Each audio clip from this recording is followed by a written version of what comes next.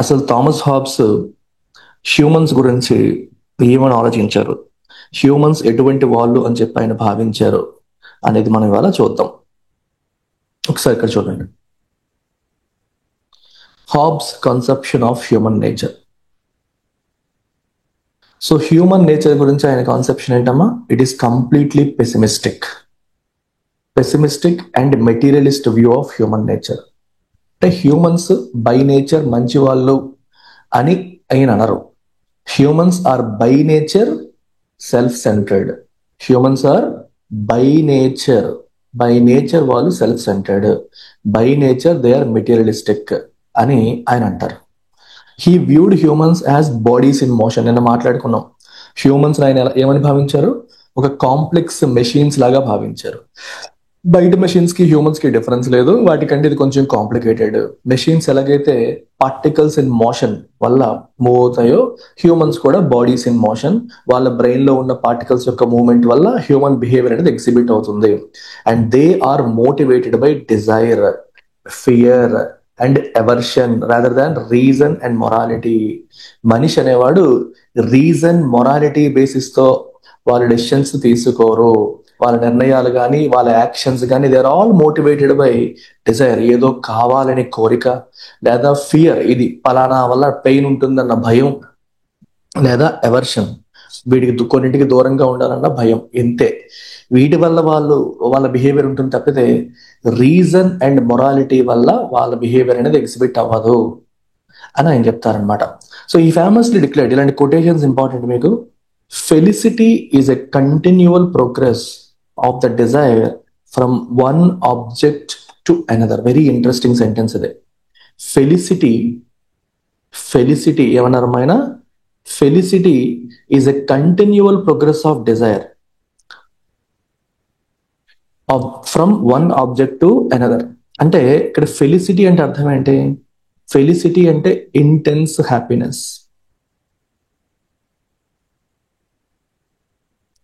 Felicity అంటే అర్థం ఏంటమ్మా? Intense happiness. మీకు ఇంతకుముందు సోక్రటీస్ ఏం చెప్పారు? హ్యాపీనెస్ ఎక్కడి నుంచి వస్తుంది? గుడ్ లైఫ్ నుంచి. సో ఎలా బతకాలో తెలిసిన నాలెడ్జ్ నుండి నువ్వు దానికి తగ్గట్టుగా నడుచుకుంటే దాని నుంచి హ్యాపీనెస్ వస్తుందంట. అరిస్టాటిల్ ఏమన్నారు? వర్చువస్ క్యారెక్టర్ బిల్డ్ చేసుకుంటే హ్యాపీనెస్ వస్తుంది అంటారు. అండ్ ప్లేటో ఏమన్నారు? జస్టిస్ నుంచి హ్యాపీనెస్ వస్తుంది. జస్టిస్ ఈజ్ వర్చ్యూ, అంటే ఎవరి పని వాళ్ళు సక్రమంగా చేసుకుంటే, పీస్ఫుల్ కో ఎగ్జిస్టెన్స్ ఉంటే దాని నుంచి హ్యాపీనెస్ వస్తుంది అంటారు. కానీ థామస్ హాబ్స్ ఏమంటున్నారు? Happiness comes from desire. నువ్వు ఏదైనా ఒక వస్తువు కోరుకున్నప్పుడు ఆ కోరిక నువ్వు ఫుల్ఫిల్ చేసుకుంటే, ఫుల్ఫిల్మెంట్ ఆఫ్ డిజైర్ ఫుల్ఫిల్మెంట్ నుంచి హ్యాపీనెస్ వస్తుంది. కాకపోతే ఒక డిజైర్ ఫుల్ఫిల్ చేసుకోగానే హ్యూమన్ నేచర్ ఎలా ఉంటుందంటే అక్కడతో ఆగదు, అది ఇంకొక వస్తువు కావాలి అనిపిస్తుంది. అదే చెప్పారు, felicity is a continual progress of the desire from one object to another. ఒక ఆబ్జెక్ట్ కావాలని కోరుకున్నావు, అది సంపాదించేసుకున్నావు, హ్యాపీ అయిపోయావు, అది ఆ క్షణానికే హ్యాపీనెస్. మళ్ళీ immediately you will look for another object. అది అయిపోయింది అనుకోండి, then you will look for another object. అది అయిపోయింది అనుకోండి, you will look for another object. So మనిషి ఈ డిజైర్ అనేది ఎండ్లెస్, పవర్ కావాలన్న కోరిక అనేది ఎండ్లెస్, అలా కంటిన్యూస్ గా మనిషి కోరుకుంటూనే ఉంటాడు. అది హ్యూమన్ నేచర్ అని చెప్పేసి మనకి థామస్ హాబ్స్ అన్నారు. So human beings are not naturally sociable or virtuous, but are driven by restless desire for power and self preservation. నీకు అర్థమైందమ్మా? హ్యూమన్ బీయింగ్స్ ఏంటమ్మా? న్యాచురల్ గా ఆయన సోషియబుల్ కాదంటారు ఆయన. అంతకుముందు అరిస్టాటిల్, ప్లేటో వీళ్ళందరూ కూడా human beings are naturally sociable అంటారు. ఇన్ఫాక్ట్ స్టేట్ ఈజ్ న్యాచురల్ అంటారు, గుర్తుందా? స్టేట్ అనేది natural, state is prior to individual అని కూడా చెప్పారు Plato. State is prior to individual అని కూడా చెప్పారు. స్టేట్ అనేది teleological progress from individual to households to villages to city state అని చెప్పి మనం మాట్లాడుకున్నాం. అదంతా న్యాచురల్ ప్రోగ్రెస్, అది ఆర్టిఫిషియల్ కన్స్ట్రక్ట్ కాదు. ఇక్కడ మీరు గుర్తుపెట్టుకోవాల్సింది ఒక 2 కాంటెక్స్ట్లు చెప్తాను, గుర్తుపెట్టుకోండి అంటే లాజికల్ గా. మీకు అసలు స్టేట్ అనేది న్యాచురలా లేదా ఆర్టిఫిషియలా అనే క్వశ్చన్ వస్తుంది మనకి. స్టేట్ ని న్యాచురల్ అని చెప్పి సోక్రటీస్, ప్లేటో, అరిస్టాటిల్ చెప్పారు. స్టేట్ ని ఆర్టిఫిషియల్ అని చెప్పి హాబ్స్, జాన్ లాక్, రూసో వీళ్ళంతా చెప్పారు. ఆర్టిఫిషియల్ కి న్యాచురల్ కి డిఫరెన్స్ ఏంటి? మనం కావాలని అనుకోకుండానే న్యాచురల్ గానే స్టేట్ ఫామ్ అవుతుంది. State formation is natural in the evolution of humans. ఎందుకంటే మనిషి తన ట్రూ హ్యాపీనెస్ ని విత్ ఇన్ స్టేట్ మాత్రమే పొందగలుగుతాడు అనే భావజాలం న్యాచురల్ థియరీ ఆఫ్ స్టేట్. అలా కాదు, స్టేట్ లేకపోవడం వల్ల మనిషికి కొన్ని ఇబ్బందులు ఉంటాయి, అందుకని మనుషులందరూ కూర్చొని మాట్లాడుకొని వాళ్ళకున్న ఇబ్బందుల్ని తొలగించుకోవడం కోసం ఆర్టిఫిషియల్ గా వాళ్ళు ఏర్పాటు చేసుకునేదే state. So it is an artificial human made contract, human made institution to serve the needs of human. మనుషుల యొక్క అవసరాలు తీర్చడం కోసం మనుషులు ఆర్టిఫిషియల్ గా ఏర్పాటు చేసుకున్న ఒక వ్యవస్థ స్టేట్ అని చెప్పింది వీళ్ళు. ఎవరు? Hobbes, Locke, Jean Jacques Rousseau. వీళ్ళ ముగ్గురు గురించి మనం మాట్లాడబోతున్నాం ఇప్పుడు వన్ బై వన్. హాబ్స్ తర్వాత లాక్, లాక్ తర్వాత రూసో. సో అది న్యాచురల్ ఇన్స్టిట్యూషన్, ఎవరో కూర్చొని ఏర్పాటు చేయక్కర్లేదు, అది న్యాచురల్ ప్రోగ్రెస్, అది అయిపోతుంది ఆటోమేటిక్ గా అనేది వీళ్ళదైతే, వీళ్ళ భావన అయితే. వీళ్ళ ఉద్దేశం ఏంటమ్మా? స్టేట్ అనేది ఒక ఆర్టిఫిషియల్ కన్స్ట్రక్ట్ అని చెప్పడం వీళ్ళ యొక్క పాయింట్. ఇది ఇద్దరి మధ్య డిఫరెన్స్. సో ఇక్కడ పాయింట్ ఏంటంటే human beings are not naturally sociable. Natural గా వాళ్ళు ఒకరితో ఒకరు కలిసిపోయి సొసైటీలు ఫామ్ చేసేసుకొని స్టేట్ ఫామ్ చేసుకునే బ్యాచ్ కాదు. న్యాచురల్ గా హ్యూమన్స్ వర్చువస్ కాదు. హ్యూమన్స్ లో న్యాచురల్ గా వర్చ్యూ ఉండదు. వాళ్ళు ఏముంటది? సెల్ఫ్ ఇంట్రెస్ట్ మాత్రమే ఉంటది, స్వార్థం మాత్రమే ఉంటది. They are driven by restless desire for power. ఎప్పుడు కూడా నాకు పవర్ కావాలి కావాలి కావాలని చెప్పేసి కోరికతో ఉంటారు. They are always concerned about self preservation, అంటే వాళ్ళని వాళ్ళు కాపాడుకోవాలి అని మాత్రమే ఆలోచిస్తారు. హ్యూమన్స్ పక్కన వాళ్ళ గురించి ఆలోచించరు. They always think about themselves. They always think about themselves. They always have restless desire for power. అర్థమైందా? This is what humans are made of. ఇది ఆయన point of view. He says there is no natural morality, only the urge to survive and secure one self. Morality అనేది natural గా ఉండదు మనిషిలో. మనిషిలో ఉండేదంటే తను సర్వైవ్ అవ్వాలి, తనకు కావాల్సినవన్నీ తెచ్చుకోవాలి అనేది మాత్రమే హ్యూమన్ కు ఉండే కోరిక. So this makes Hobbes one of the earliest proponents of psychological egoism in politics.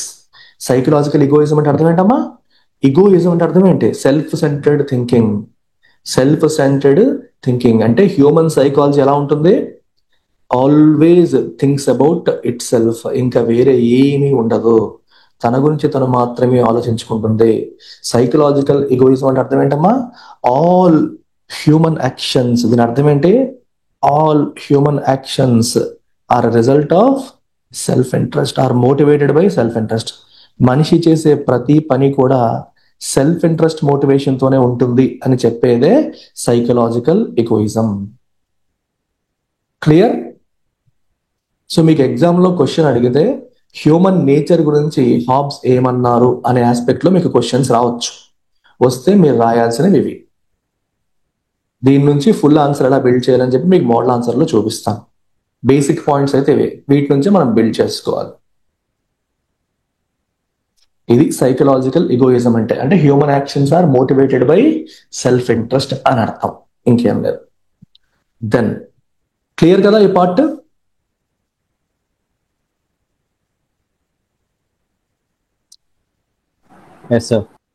Right, next చూద్దాం.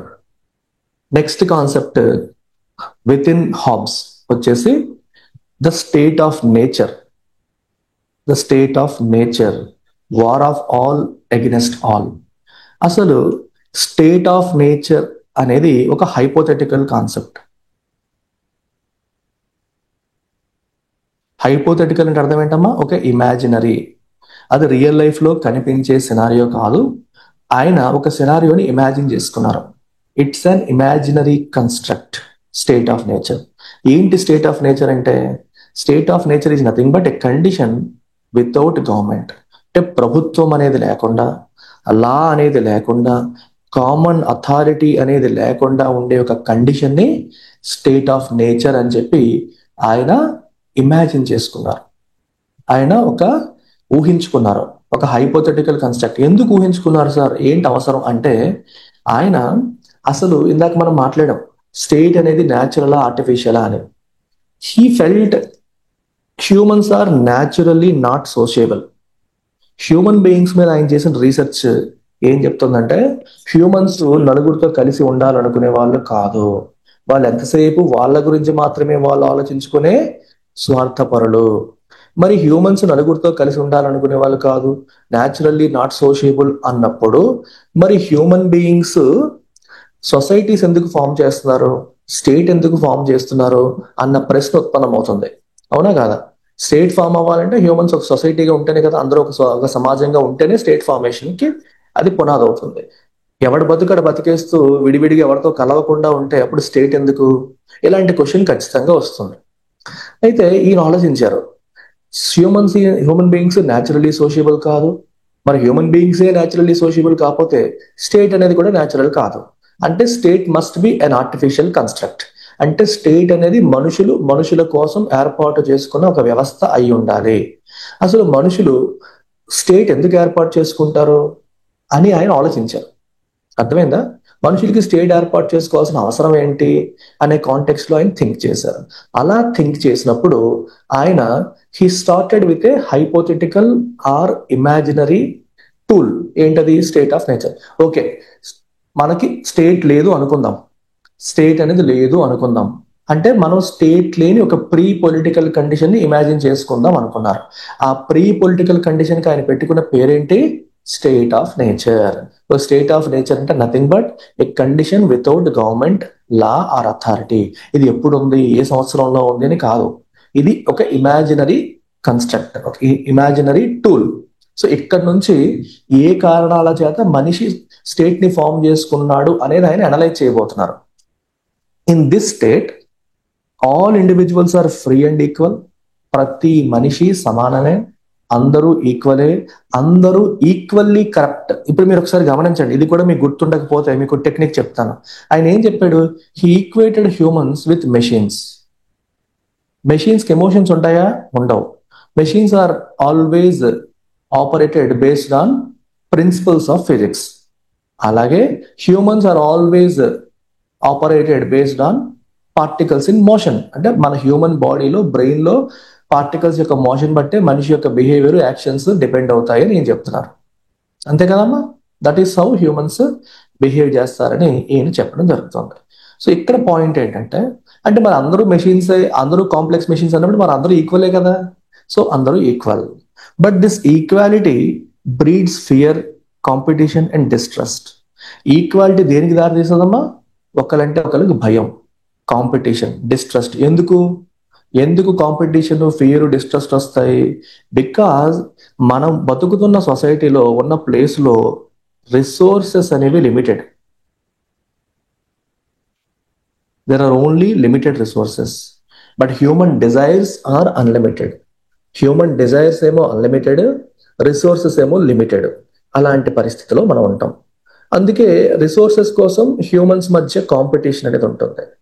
And by default humans are self interested. అంటే అర్థం ఏంటి? Self centred. వాళ్ళ గురించి వాళ్ళు ఆలోచించుకుంటారు. వాళ్ళ గురించి వాళ్ళు ఆలోచించుకునేవాడు ఎప్పుడు పక్కనోడిని నమ్మడం. ఎందుకంటే హ్యూమన్స్ లో మొరాలిటీ లేదు అంటాడు ఆయన. హ్యూమన్స్ లో మొరాలిటీ ఏమీ లేదు. వాళ్ళు ఎంతసేపు సెల్ఫ్ సెంటర్డ్ గా ఉంటారు. సెల్ఫ్ సెంటర్డ్ గా ఉండే వాళ్ళు పక్కన వాళ్ళని మంచి వాళ్ళని అనుకుంటారా? అనుకోరు. వాడి గురించే వాడు ఆలోచించుకుంటాడు కాబట్టి పక్కనోడి గురించి అంత పాజిటివ్ వ్యూ ఉంటుందా? ఉండదు. సో డిస్ట్రస్ట్ అనేది ఉంటుంది. And because there is no common power, ఇందాక అనుకున్నాం కామన్ పవర్ అనేది లేదు కాబట్టి, ఒక చట్టం అనేది లేదు కాబట్టి, ప్రభుత్వం అనేది లేదు కాబట్టి, లా అనేది లేదు కాబట్టి, everyone has a right to everything. అందరికీ అన్నింటిపైన హక్కు ఉంటుంది, ఈవెన్ టు అదర్స్ లైవ్స్. పక్కనోడి ప్రాణాల మీద కూడా హక్కు ఉంటుంది. మీరు ఇమాజిన్ చేయండి, ఒక ఊరు ఉంది, అక్కడ ఒక మ్యాంగో ట్రీ ఉంది, ఒక్కటే మ్యాంగో ట్రీ ఉంది, ఒక్కటే మ్యాంగో ట్రీ ఉంది అనుకోండి. ఆ మ్యాంగో ట్రీకి మ్యాంగోస్ కాస్తాయి. మరి ఊర్లో చాలా మంది జనాలు ఉన్నారు, ఒక్కటే మ్యాంగో ట్రీ ఉంది, ఆ మ్యాంగో ట్రీ ఎవరిది కాదు, అది ఎవరు వాడాలని నిర్దేశించడానికి చట్టాలు, రూల్స్, రెగ్యులేషన్స్ లేవు. అప్పుడు ఏం చేస్తారు? ఊరి ప్రజలందరూ ఆ మ్యాంగో ట్రీ మీద పడతారు. అందరికీ అదే కావాలి. అప్పుడు ఆ ఉన్న మ్యాంగో ట్రీ కోసం వాళ్ళకి ఏమవుతుంది? కాంపిటీషన్, ఫైట్, కొట్టుకుంటారు, తిట్టుకుంటారు, అవసరమైతే చంపుకుంటారు. ఎందుకంటే చంపినా సరే జైల్లో పెట్టడానికి చట్టాలు లేవు, దొంగతనం చేసినా ఆపడానికి చట్టాలు లేవు, నరికేసినా ఆపడానికి పోలీసులు లేరు. ఎందుకంటే there is no common authority. మనం స్టేట్ ఆఫ్ నేచర్ ఇమాజిన్ చేసుకుంటున్నాం. అయితే ఎందుకు వాళ్ళు అక్కడ కూర్చొని మాట్లాడుకొని మనం అంతా సర్దుకుందాం అనుకోవచ్చు కదా అంటే అలా అనుకోరు. హ్యూమన్ నేచర్ అది, వాళ్ళు ఎవరిని నమ్మరు. హ్యూమన్ నేచర్ ఏంటి? వాళ్ళు ఎవరిని నమ్మరు. సో ఇది పరిస్థితి. ఇలాంటి condition degenerates into a state of war of every man against every man. ప్రతి మనిషి కూడా ఇంకొకరితో కాన్స్టెంట్ గా యుద్ధంలో ఉండే పరిస్థితిని క్రియేట్ చేస్తుంది. ఎందుకు? Because there is no state. వీళ్ళ యొక్క ఇన్స్టింక్ట్స్ ని, వీళ్ళ యొక్క బిహేవియర్ ని రెగ్యులేట్ చేయడానికి చట్టం లేదు, గవర్నమెంట్ లేదు, పోలీసు వ్యవస్థ లేదు. సో వాళ్ళు ఎలా మారిపోతారు? నాస్టీగా మారిపోతారు వాళ్ళు. It will be like A state of war of one man against every man. ప్రతివాడు మిగిలిన వాడితో పెరెన్నియల్ వార్ లో, కాన్స్టెంట్ యుద్ధంలో ఉన్నట్టుగా మారిపోతుంది. అలాంటి ప్లేస్ లో లైఫ్ అనేది సాలిటరీ అంటే ఒంటరి, పూర్, నాస్టీ, బ్రూటిష్ అంటే క్రూయల్, అండ్ షార్ట్ అంటే ఎక్కువ కాలం ఎవడు బతకడు. ఎందుకంటే ఎవడ ప్రాణం ఎవడు తీసేసినా ఆపేవాడు లేడు. అందుకని ఏం చేస్తారు? నాకు కాంపిటీషన్ తగ్గాలంటే నేను పక్కన లేపేయాలి, లేపేస్తే ఉన్న రిసోర్సెస్ అని నేనే వాడేసుకోవచ్చు అన్న ఆలోచన వస్తుంది. ఒకరి ప్రాణాలను ఒకరు తీసేసుకుంటారు. అంటే మనిషి లైఫ్ కి ప్రొటెక్షన్ అనేది ఉండదు. మనిషి లైఫ్ కి రైట్ టు లైఫ్ అనేది నీకు ఉండదు. రైట్ టు లైఫ్ అనేది ఉండదు. The primary causes of conflict in the state of nature ఏంటి? మేజర్ గా కాన్ఫ్లిక్ట్ కారణాలు ఏంటి? కాంపిటీషన్ అంటే ఏదో నాకు కావాలి, నాకు కావాలి, ఈడుంటే నాకు రాదు అనే కాంపిటీషన్. డిఫిడెన్స్ అంటే సేఫ్టీ కోసం, ఎవడు నన్ను ఏం చేసేస్తాడో అన్న భయం. ఈ డిఫిడెన్స్ అంటే మామూలుగా కాన్ఫిడెన్స్ కి ఆపోజిట్ డిఫిడెన్స్, షైనెస్ అంటాం. కానీ ఇక్కడ షైనెస్ కంటే మోర్ లైక్ ఫియర్ అన్నట్టు అనమాట.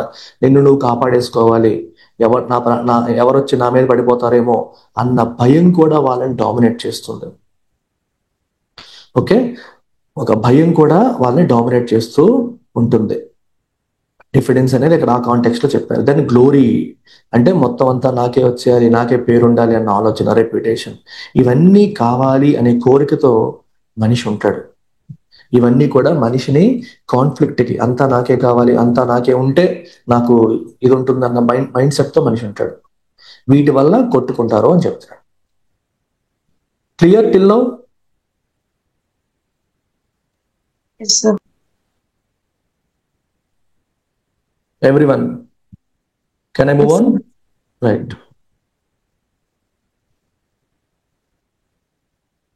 Now, ఇప్పుడు మీకు స్టేట్ ఆఫ్ నేచర్ లో మనిషి ఎలా ఆలోచిస్తాడో మీకు చెప్పాను. స్టేట్ ఆఫ్ నేచర్ లో మనిషి యొక్క కండిషన్ ఏంటో చెప్పాను. ఏంటి మనిషి యొక్క condition? Nasty, brutish, short, okay, self centred. It's like a war of man against every man. అది పరిస్థితి. మరి అలాంటప్పుడు మనిషి ఎలా ఉంటాడు, ఏం ఆలోచిస్తాడు? Despite his pessimism, Hobbs does not consider humans irrational. అంటే అర్థం ఏంటి?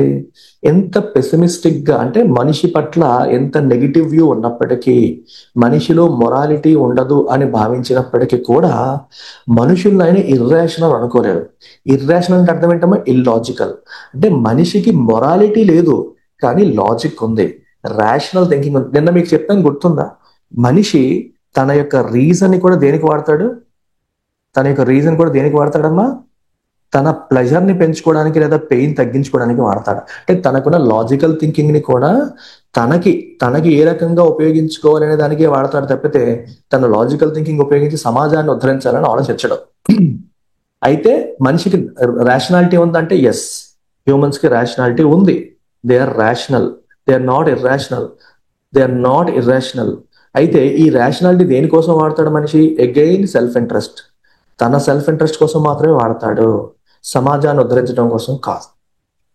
He believes that reason enables people to recognise that peace is preferable to war. ఇప్పుడు ఇందాక మనం ఏం చెప్పాం? స్టేట్ ఆఫ్ నేచర్ లో మనిషి ప్రాణానికి రక్షణ లేదు, ఎవడు ఎవడిని చంపేసుకుంటాడో తెలీదు. లైఫ్ అనేది short, nasty, brutish. It is like war of one man against every man. అప్పుడు కామన్ సెన్స్ తో ఆలోచిస్తే, లాజికల్ గా థింక్ చేస్తే మనిషికి ఏమనిపిస్తుంది? ఇదేదో బాలేదు, పీస్ బెటర్ కదా ఈ వార్ కన్నా. ఇక్కడ కూడా స్వార్థమే. అంటే వాళ్ళు పీస్ లవర్స్, యుద్ధం వల్ల పాపం ఎంతమంది ప్రాణాలు పోతున్నాయి అనే థింకింగ్ లేదు. ఇక్కడ కూడా మనిషి ఏం ఆలోచిస్తున్నాడంటే, అక్కడ కూడా తన గురించే తను ఆలోచించుకుంటున్నాడు. ఇలాంటి పరిస్థితుల్లో నా ప్రాణాలకి ముప్పు కదా, నేను ఎక్కువ కాలం బతకలేను కదా, నేను చనిపోయే అవకాశం ఉంటుంది కదా, మరి ఈ వార్ ఉండే సినారియో కంటే పీస్ ఉంటే బెటర్ కదా అని మనిషి తన కామన్ సెన్స్ తో లాజిక్ తో రియలైజ్ అవుతాడు. తన కామన్ సెన్స్ తో లాజిక్ తో మనిషి రియలైజ్ అవుతాడు. సో రీజన్ అనేది మనిషిని ఆ రకమైన రియలైజేషన్ వైపు నడిపిస్తుంది. అయితే from this recognition emerge the laws of nature. ఈ రికగ్నిషన్ నుంచి లాస్ ఆఫ్ నేచర్ వస్తాయి. ఇక్కడ ఈ టర్మ్స్ గుర్తుపెట్టుకోండి. మనకి natural law, positive law, divine law, ఇట్లాంటి రకరకాల పేర్లు కనిపిస్తూ ఉంటాయి. వీటి మీరు అర్థం చేసుకోవాలి. డివైన్ లా అంటే అర్థం ఏంటి? రిలీజియస్ స్క్రిప్చర్స్ నుంచి, అంటే లైక్ బైబిల్ ఇట్లాంటివి ఏవైతే చెప్తాయో మనిషి ఎలా ఉండాలి, ఏం చేయకూడదు అని చెప్పేవన్నీ కూడా డివైన్ లా. అంటే సెట్ ఆఫ్ రూల్స్ రెగ్యులేటింగ్. లా అంటే ఏంటి? Set of rules regulating human behaviour. Human behaviour ని రెగ్యులేట్ చేసే సెట్ ఆఫ్ రూల్స్ ని మనం లా అంటాం. అది రిలీజియస్ స్క్రిప్చర్స్ నుంచి వస్తుంటే దాన్ని డివైన్ లా అంటాం. అలా కాకుండా నీ కామన్ సెన్స్, నీ రీజన్, అంటే నీ దగ్గర ఉన్న రీజన్ అంటే ఏంటో అర్థం? నీ లాజికల్ థింకింగ్ అనేది మనిషి ఎలా ఉండాలి అలా ఉండాలని నీకు కొన్ని విషయాలు చెప్తుంది. ఎలా ఉండొచ్చు, అలా ఉండకూడదు. వాటిని మనం అలాంటి నీ న్యాచురల్ రీజన్ బేస్ చేసుకొని వచ్చే వాటిని ఏమంటాం? న్యాచురల్ లా అంటాం. సో న్యాచురల్ లా అనేది ఎవరో రాసేది కాదు, ఎవరో చెప్పేది కాదు. ఇది నీ కామన్ సెన్స్ నీకు చెప్పేది, నీ లాజిక్ అనేది నీకు చెప్పేది, నీకు బేసిక్ లాజిక్ నీకు చెప్పే సెట్ ఆఫ్ రూల్సే న్యాచురల్ లా. ఓకే, మరి పాజిటివ్ లా అంటే అర్థం ఏంటి? పాజిటివ్ లా అనేది మనుషులు పార్లమెంట్ కానీ అసెంబ్లీ కానీ ఇలాంటి లెజిస్లేచర్స్ ఏర్పాటు చేసుకొని డెలిబరేట్ చేసి చర్చించుకొని, వాళ్ళు మనుషులు ఇవన్నీ డెలిబరేషన్లు లెజిస్లేచర్లు అన్ని ఏర్పాటు చేసుకొని చర్చించుకొని క్రియేట్ చేసుకునే లా. సో ఈ రోజు మన పార్లమెంట్ లో చేసే చట్టాలు, అసెంబ్లీలో చేసే చట్టాలన్నీ కూడా పాజిటివ్ లా కిందకి వస్తాయి. దీన్నే లీగల్ పాజిటివిజం అంటాం. లీగల్ పాజిటివిజం అంటే మనుషుల కోసం తయారు చేసుకునే చట్టాలు, ఆ చట్టాలను అనుసరించి బతకడం. అది పాజిటివ్ లా అంటే అర్థం. అర్థమైందమ్మా డిఫరెన్స్ మూడింటికి? Natural law, positive law, divine లా. సో ఇక్కడ లాస్ ఆఫ్ నేచర్ అంటే అర్థం ఏంటి మరి? లాస్ ఆఫ్ నేచర్ అంటే set of rules that you think, నీ రీజన్ నీకు చెప్పేది, నీ లాజిక్ నీకు చెప్పేది. అలాంటి వాటిని మనం లాస్ ఆఫ్ నేచర్ అంటాం. నీ లాజిక్, నీ రీజన్ నీకు ఏం చెప్తోంది అని. So these are rational principles. Rational అంటే logical, arising out of reason, aimed at self preservation. So ఇక్కడ చెప్తున్న పాయింట్ ఏంటంటే, నీ కామన్ సెన్స్ లేదా నీ రీజన్ నీకేం చెప్తుందంటే, ఇలా ఉంటే మనిషి ప్రాణాలకి రక్షణ లేదు. సో మనిషి ప్రాణాలకి రక్షణ అనేది చాలా చాలా ఇంపార్టెంట్. ఈ రక్షణ కల్పించడానికి మనం కొన్ని ప్రిన్సిపల్స్ ని బిల్డ్ చేసుకోవాలి, కొన్ని రూల్స్ పెట్టుకోవాలి అనే ఆలోచన మనిషికి న్యాచురల్ గానే వస్తుంది అని ఆయన అంటారు. సో ఏంటా న్యాచురల్ గా వచ్చే ఆలోచనలు? These include the directives to seek peace. Peace అంటే ఏంటమ్మా? శాంతి కోసం చేసే ప్రయత్నాలు. సో డైరెక్టివ్స్, రూల్స్, ఏం చేస్తే మనకి శాంతి వస్తుంది అనే ఆలోచన. To mutually lay down natural rights. మనం అందరం కలిసి కూర్చొని రైట్స్ ఏంటి, ప్రతి వ్యక్తికి న్యాచురల్ గా ఉండే రైట్స్ ఏంటి అని చెప్పేసి కూర్చోవాలి, రాసుకోవాలి, డిసైడ్ చేసుకోవాలి. And to keep covenants. ఏదైతే మనం అనుకున్నామో దాన్ని ఏమంటాం మనం? ఒప్పందం అంటాం, ప్రామిస్ అంటాం. To mutually lay down natural rights అంటే అర్థం ఏంటబ్బా? మనందరం మనుషులం కాబట్టి మనందరం కూడా ఒక మాట అనుకుందాం రా. ఏంటది? అన్నింటికంటే మోస్ట్ ఇంపార్టెంట్ ఏంటి? లైఫ్. సో ఒకళ్ళ ప్రాణాలు ఒకళ్ళు తీసుకోవద్దు, ఒకరి రైట్ టు లైఫ్ ని ఇంకొకళ్ళు రెస్పెక్ట్ చేసుకుందాము అని చెప్పేసి వాళ్ళందరం కలిసి కూర్చొని రాసుకుందాం అనుకుంటారు. అలా ఏం చేసుకుంటారు? ప్రామిస్ చేసుకుంటారు, ఒకరికొకరు ప్రామిస్ చేసుకుంటారు. ఏమని? Let us not kill one another. ఒకరినొకరు కిల్ చేసుకోవద్దు, ఒకళ్ళ ప్రాణాలకి ఒకళ్ళ ప్రాణాలపైన అందరికి, ఎవరి ప్రాణాలపైన వాళ్ళకి హక్కు ఉంటుంది అనేది అందరం గౌరవిద్దాము అని దే మేక్ ప్రామిసెస్. ప్రామిసెస్ ని మనం కోవెనెంట్స్ అంటాం, లేదా ఒప్పందాలు చేసుకుంటారు. ఇది ఎక్కడి నుంచి వస్తాయి? ఇవన్నీ కూడా లాస్ ఆఫ్ నేచర్ నుంచి. లాస్ ఆఫ్ నేచర్ అంటే హ్యూమన్ యొక్క కామన్ సెన్స్ నుంచి, వాళ్ళ లాజిక్ నుంచి ఎమర్జ్ అవుతున్న రూల్స్. కామన్ సెన్స్ మనకి ఏం చెప్తుంది? స్టేట్ ఆఫ్ నేచర్ లో మన ప్రాణాలకి ముప్పు ఉంది, మన ప్రాణాలకి రక్షణ లేదు, కాబట్టి మన ప్రాణాలకి రక్షణ కల్పించే దిశగా మనం అడుగులు వెయ్యాలి అని న్యాచురల్ గానే హ్యూమన్స్ థింక్ చేస్తారు అన్నాడు ఆయన. అయితే ఇక్కడ చాలా important aspect. However, Hobbes stresses that these laws have no force without enforcement. Careful గా వినాలి. మీరు కూర్చొని నీట్ గా కోవనెంట్స్ అంటే ఒప్పందాలు చేసేసుకుంటారు, కానీ ఒప్పందం చేసుకున్నాక అది ఫాలో అవుతారు అన్న గ్యారంటీ ఏంటి? అందరూ కూర్చున్నారు, ఒప్పందం చేసుకున్నారు, ఏమని? ఒకరి ప్రాణాలను ఒకళ్ళు హరించొద్దు, రైట్ టు లైఫ్ ని గౌరవిద్దామని చెప్పి అందరూ అనుకున్నారు, కరెక్టే. కానీ what is the guarantee that they will be respected? ఆ ఒప్పందాన్ని గౌరవించుకుంటారు, ఫాలో అవుతారు అని గ్యారంటీ ఏముంది? ఎందుకంటే there is no enforcement mechanism. State లేదే. స్టేట్ అనేది లేనప్పుడు ఎవరు ఎన్ఫోర్స్ చేస్తారో ఒప్పందాలని? ఆ రైట్ టు లైఫ్ కాపాడుకోవాలి అనుకున్నా, కానీ ఒకటి బ్రేక్ డౌన్ చేస్తాడు, దాన్ని బ్రేక్ చేస్తాడు, ఇప్పుడు ఏం చేస్తావు? అడిగి పనిష్మెంట్ ఏంటి? రూల్ వైలేట్ చేస్తే ఏం చేయాలి? There is no enforcement mechanism. అందుకే ఆయన అంటాడు అనమాట, covenants without the sword are but words. అంటే అర్థం ఏంటి? స్వార్డ్ అనేది లేకుండా, అంటే కత్తి లేకుండా చేసే ఒప్పందాలు కేవలం మాటలు మాత్రమే. ఇక్కడ స్వార్డ్ అంటే నిజంగా కత్తి అని కాదు, ఇక్కడ స్వార్డ్ అంటే ఒక ఎన్ఫోర్స్మెంట్ అథారిటీ. అంటే ఇప్పుడు చూడండి, నీ మెడ మీద ఒక కత్తి పెట్టి రూల్స్ పెడితే వాడు చేస్తాడు. ఎందుకు చేస్తాడు? నేను రూల్ ఫాలో అవ్వకపోతే కత్తి రెండు అరికేస్తుంది అన్న భయం. ఆ కత్తి అనేది సింబాలికల్ గా ఎలా తీసుకున్నాడు ఆయన? Enforcement mechanism. అంటే ఒక చట్టం అనేది తీసుకొచ్చి, ఒక కామన్ అథారిటీ అనేది తీసుకొచ్చి, అప్పుడు నువ్వు రూల్స్ పెట్టి, రూల్ ఫాలో అవ్వకపోతే ప్రభుత్వం నిన్ను జైల్లో పెడుతుంది, నీకు శిక్ష వేస్తుంది అంటే వాళ్ళు ఫాలో అవుతారు తప్పితే, ఇలా స్వార్డ్ అనేది లేకుండా చేసే ఒప్పందాలు కేవలం మాటలు మాత్రమే. ఆ ఒప్పందాలు ఒప్పందాలుగానే ఉండిపోతాయి, అవి మాటల దగ్గరే ఆగిపోతాయి, వాటిని ఇంప్లిమెంట్ చేయడం కుదరదు. సో ఇక్కడ మీరు ఆలోచిస్తే logically he is building the need for a state. ఇందాక ఆయన ఎందుకు స్టార్ట్ చేశారు స్టేట్ ఆఫ్ నేచర్? మనిషి ప్రీ పొలిటికల్ కండిషన్ లో, గవర్నమెంట్ లా చట్టాలు లేనప్పుడు ఎలా ఉంటాడు అనే దాంతో స్టార్ట్ చేసి, చట్టాలు ఎందుకు అవసరం అవుతాయి అనేది ఎస్టాబ్లిష్ చేయడం ఆయన ఉద్దేశం. సో మెల్లమెల్లగా ఆయన స్టోరీని ఎక్కడ తీసుకొచ్చారు? ఇది సెల్ఫ్ ప్రిజర్వేషన్ కోసం వీళ్ళంతా కూర్చొని మాట్లాడుకుంటారు, ఒప్పందాలు చేసుకోవాలనుకుంటారు, రైట్ టు లైఫ్ ని గౌరవించాలనుకుంటారు, కానీ ఒప్పందాల్ని ఎన్ఫోర్స్ చేసే మెకానిజం అనేది లేకపోతే ఇట్ ఈస్ లైక్ వర్డ్స్ అంతే. Covenants without the sword are like words, అవి జస్ట్ మాటలు మాత్రమే అవుతాయి అని అన్నారు. సో కాబట్టి మనకి స్టేట్ అనేది అవసరము, ఇది లాజిక్. అక్కడ స్టోరీ బిల్డ్ చేశారు ఆయన. Now the social contract foundation of the state. So to escape the insecurity of the state of nature లో మన ప్రాణాలకి రక్షణ ఉండదు, ఇన్సెక్యూరిటీ ఉంటుంది, కాబట్టి దాని నుంచి బయటపడడానికి individuals enter into social contract. వాళ్ళందరూ కూడా ఒక కాంట్రాక్ట్ లోకి ఎంటర్ అవుతారు, అంటే ఒక ఒప్పందం చేసుకుంటారు. Each person voluntarily surrenders all rights except the right to life. Right to life తప్పితే అన్ని రైట్స్ ని కూడా వాళ్ళు వాలంటరీగానే సరెండర్ చేసుకుంటారు. మీరు ఒకసారి గమనించండి, ఎప్పుడైనా సరే ఒక కామన్ అథారిటీ అనేది వచ్చింది అనుకోండి, ఎవరికి ఇవన్నీ చేస్తారు? To a common authority agreeing to obey sovereign in exchange for protection.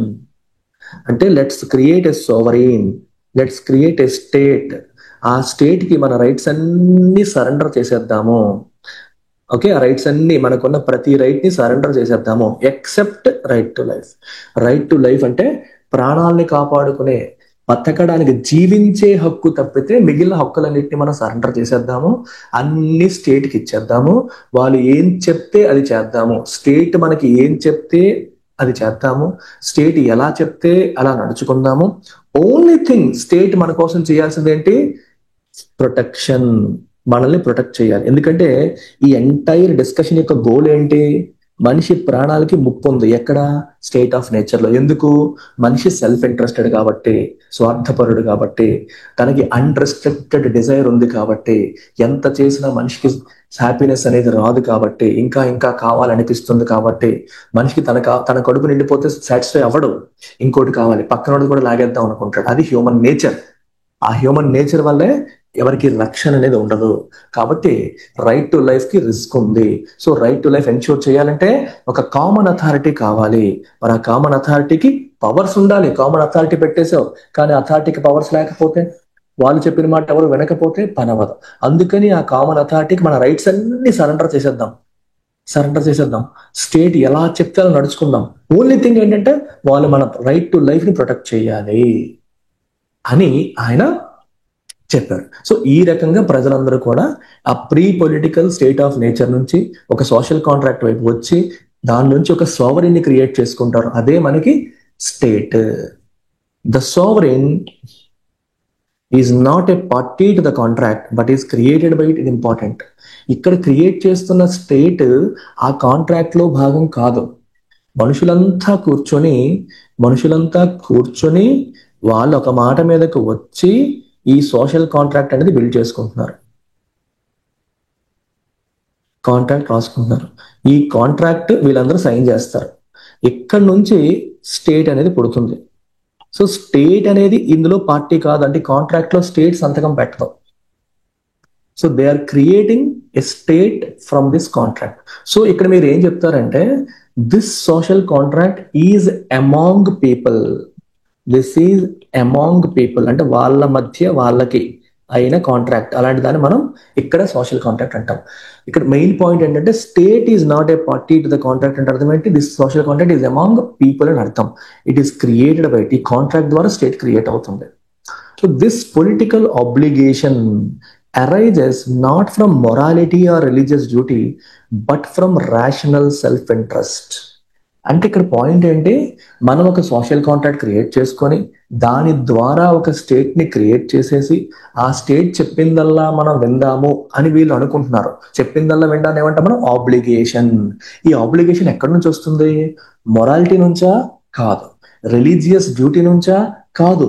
మరి ఎక్కడి నుంచి వస్తుంది? It arises from rational self interest. తమని తాము కాపాడుకోవాలి, తన ప్రాణాలు తమ కాపాడుకోవాలన్న స్వార్థం నుంచే స్టేట్ కి మనం ఒబే అవ్వాలి అన్న మంచితనం లేదా ఆబ్లిగేషన్ అనేది వస్తుంది. As Hobbs puts it, the end of obedience is protection. End అంటే ఏంటి? ఇక్కడ గోల్. ఎండ్ అంటే మీనింగ్ ఏంటి? గోల్.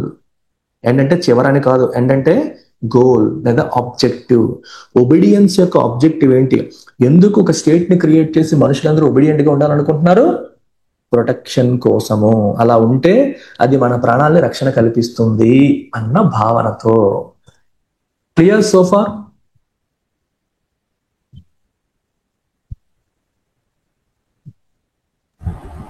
సార్ యా సార్ ఇప్పుడు ఈ కామన్ ఇంట్రెస్ట్ స్టేట్ ఫార్మేషన్ చేయాలని చెప్పి ఏదైతే ఉందో అందులోకి ఇప్పుడు మైటీ పవర్, ఇప్పుడు ఒక 10 మెంబర్స్ ఉన్నారు, అందులో ఒక 2-3 మెంబర్స్ మైటీ ఉన్నారనుకుంటే వాళ్ళు రారు కదా సార్. ఇప్పుడు అదే కదా చెప్తోంది ఆయన. చెప్తోంది అదే. ఇక్కడ మైటీ పవర్ఫుల్ అనేది లేదు, అందరూ ఈక్వల్ అని ఎందుకు చెప్పాడు అక్కడ స్టార్టింగ్ లో? Everyone is equal. Even physical గా వీక్ ఉన్నవాడు మెంటల్ గా స్ట్రాంగ్ గా ఉండొచ్చు.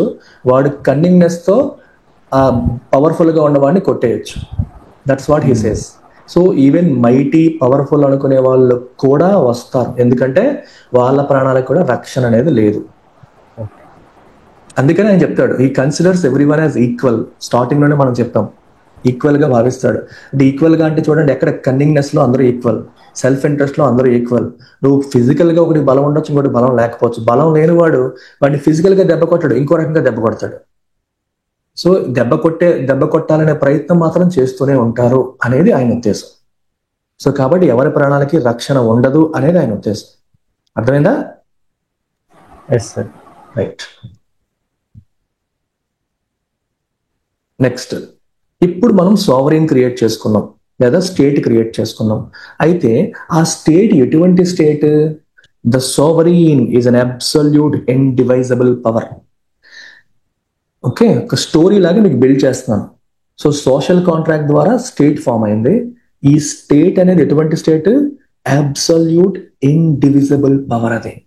The sovereign once created must wield absolute, indivisible and unlimited power. దాని పవర్ ఎలా ఉండాలి? Unlimited, absolute, indivisible. He is not proposing a limited state. Limited అంటే అర్థం ఏంటమ్మా? A state whose powers are limited by the constitution. No, he is not doing that. State కి limitations లేవు అంటాడు ఆయన. ఓన్లీ థింగ్ స్టేట్ కి ఆబ్లిగేషన్ ఏంటంటే the state must protect the lives of people. ప్రజల యొక్క లైవ్స్ ని కాపాడాలి, అదొక్కటే స్టేట్ కి ఉన్న obligation. Otherwise state has unlimited absolute powers. ఎందుకని ఈ పాయింట్ కూడా మీరు ఆలోచించాలి. సార్ స్టేట్ క్రియేట్ చేయడం వరకు ఓకే, కానీ స్టేట్ కి అబ్సల్యూట్ పవర్ ఇవ్వాలని ఎందుకు అనుకున్నారు హాబ్స్ అంటే, హ్యూమన్స్ సెల్ఫ్ సెంటర్డ్. వీళ్ళు స్టేట్ అనేది వీక్ గా ఉంటే ఆ స్టేట్ ని వీళ్ళు ఖాతరు చేయకపోవచ్చు. వీళ్ళు మళ్ళీ కూడా రూల్స్ ని, కోవరెంట్స్ ని బ్రేక్ చేయవచ్చు, మళ్ళీ వెధవేషాలు వేసే అవకాశం ఉంటుంది. సో స్టేట్ అంటే ప్రతి ఒక్కరికి పులుసు కారిపోవాలి, ప్రతి ఒక్కరికి భయం ఉండాలి. అందుకే ఆయన లెవియాథన్, ఆయన రాసిన బుక్ ఏంటమ్మా? లెవియాథన్.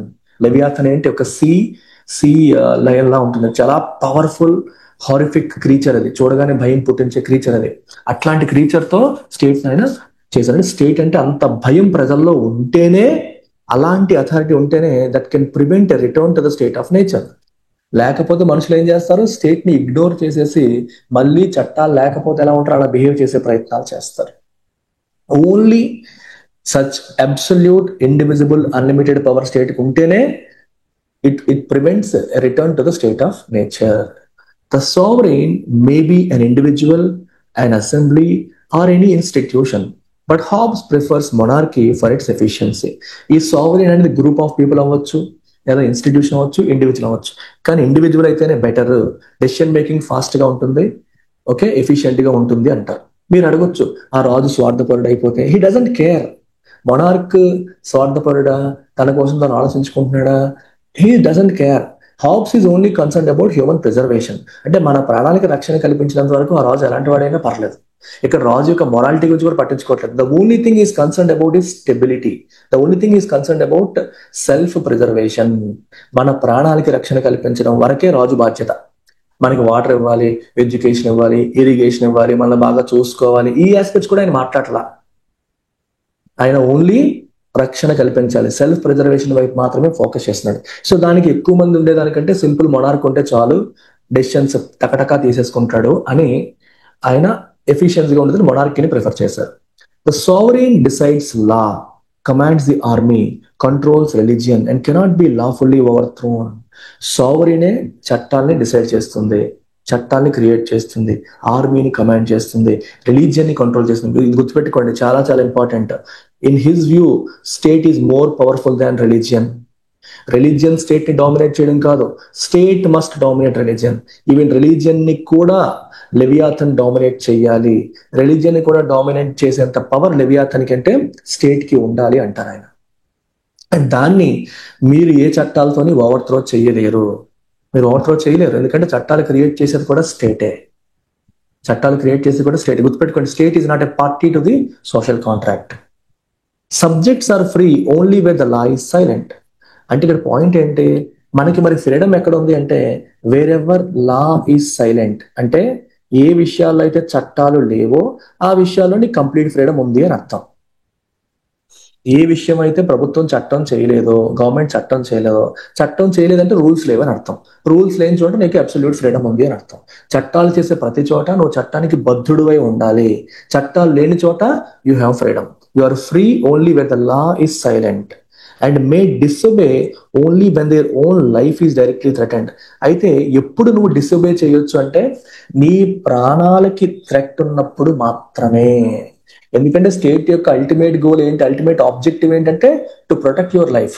ఇప్పుడు స్టేట్ చెప్పిందల్లా వినాలంటున్నారు కాబట్టి ఇష్టం వచ్చినట్టు నీ ప్రాణాలకు కూడా రక్షణ లేకపోతే అప్పుడు నువ్వు స్టేట్ ని డిసేబుల్ చేయొచ్చు. అయితే ఇక్కడ గుర్తుపెట్టుకోండి, ఇక్కడ స్టేట్ అనేది ఆర్బిట్రరీగా నీ ప్రాణాలు తీయకూడదు. ఆర్బిట్రరీగా అంటే ఆర్బిటరీ అంటే అర్థం ఏంటమ్మా, without any logic or justification. Whimsical గా నచ్చినట్టు అబ్సల్యూట్ పవర్ ఇచ్చాం కదా అని చెప్పి రాజే వచ్చి నీ ప్రాణాలు తీసేస్తాను లాజిక్ లేకుండా, కారణం లేకుండా అంటే అప్పుడు నువ్వు డిసోబే చేయొచ్చు. మరి ఎప్పుడు డిసోబే చేయకూడదు, ఒకవేళ నీ ప్రాణాన్ని లాఫుల్ గా తీస్తే, లాఫుల్ గా అంటే ఆయన ఒక ఇమాజిన్ స్టేట్ ఒక చట్టం క్రియేట్ చేసింది. చట్టం ఏం క్రియేట్ చేసిందంటే ఒక వ్యక్తి ఇంకొక వ్యక్తి ప్రాణాలని తీసేస్తే ఆ వ్యక్తికి మేము ఉరిశిక్ష వేస్తాము, అంటే క్యాపిటల్ పనిష్మెంట్ వేస్తామని చెప్పి చట్టం చేశారు అనుకోండి. సో ఒక ఏ అనే అబ్బాయి బి అనే అబ్బాయిని చంపేశాడు. సో చట్ట ప్రకారం ఏకి ఏమవుతుంది ఇప్పుడు క్యాపిటల్ పనిష్మెంట్. సో ఇప్పుడు ఏని మనం ఉరి తీయొచ్చు. ఇప్పుడు సోవరీన్ అతని ప్రాణాలు తీసేస్తున్నాడు, అయినప్పటికీ దిస్ ఈజ్ యాక్సెప్టబుల్. ఎందుకు? It is lawful. అంటే ఒక చట్టాన్ని బేస్ చేసుకుని ప్రాణాలు తీస్తున్నారు కాబట్టి యాక్సెప్టెడ్. అంటే నువ్వు ఒక తప్పు చేసావు, తప్పు చేసినందుకు నీకు మరణ శిక్ష వేశారు, అందువల్ల తీస్తున్నారు కాబట్టి ఓకే. ఏ కారణాలు లేకుండా ఆర్బిట్రరీగా మాత్రం తీయకూడదు. ఆర్బిట్రరీగా తీయడానికి ప్రయత్నం చేస్తే అప్పుడు నువ్వు డిసోబే చేయొచ్చు అని మనకి ఎవరు చెప్పారు? థామస్ హాబ్స్ చెప్పారు. నౌ ఈ సావరెన్ లో, ఇటువంటి అబ్సల్యూట్ గవర్నమెంట్ లో what about human Liberty, what about freedom? చాలా ఇంట్రెస్టింగ్ డిస్కషన్ అది. అంటే మనిషికి ఇందాక మనం మాట్లాడుకున్నాం కదా, ఏం మాట్లాడుకున్నాము? మనిషికి ఒక రైట్ టు లైఫ్ మాత్రం ఉంటుంది, మిగిలిన అన్ని రైట్స్ కూడా వాళ్ళు స్టేట్ కి సరెండర్ చేసేస్తున్నారు అని చెప్పాం.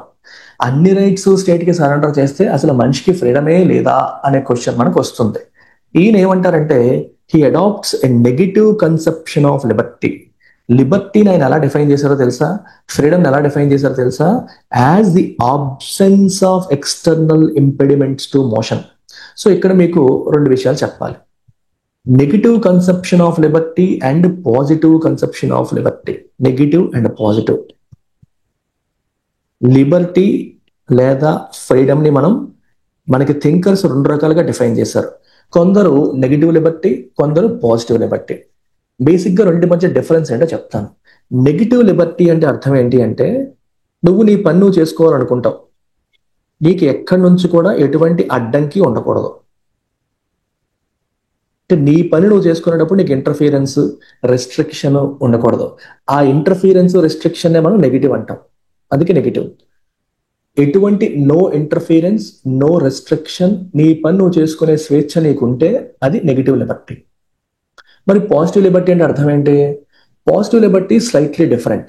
ఇప్పుడు ఒక మనిషి ఉన్నాడు, మనిషికి క్యాపబిలిటీస్ లేవు, రిసోర్సెస్ లేవు, తను చాలా చేయాలనుకుంటున్నాడు కానీ దానికి అవసరమైన క్యాపబిలిటీస్, రిసోర్సెస్ తనకు లేవు. ఈ క్యాపబిలిటీ, రిసోర్సెస్ లేకుండా తనకి ఫ్రీడమ్ ఉన్నా అది వేస్టే. స్టేట్ ఓన్లీ నెగిటివ్ లిబర్టీ మాత్రమే ఫాలో అవుతుంది అనుకోండి. నెగిటివ్ లిబర్టీ అంటే అర్థం ఏంటి? I will not interfere in the affairs of humans. Individuals affairs నేను ఇంటర్ఫియర్ అవ్వనని చెప్పి స్టేట్ సైలెంట్ గా కూర్చోండి. సైలెంట్ గా కూర్చున్నంత మాత్రాన నువ్వు అన్ని చేసేయగలుగుతావా? చేయలేకపోవచ్చు. ఇన్ఫాక్ట్ నీ దగ్గర ఎనఫ్ డబ్బులు లేకపోవచ్చు, నీకు స్కిల్స్ లేకపోవచ్చు. కానీ స్టేట్ మాత్రం నా పని ఏంటంటే నేను డిస్టర్బ్ చేయకూడదు, నేను సైలెంట్ గా ఉన్నాను కదా, అది నెగిటివ్ లిబర్టీ.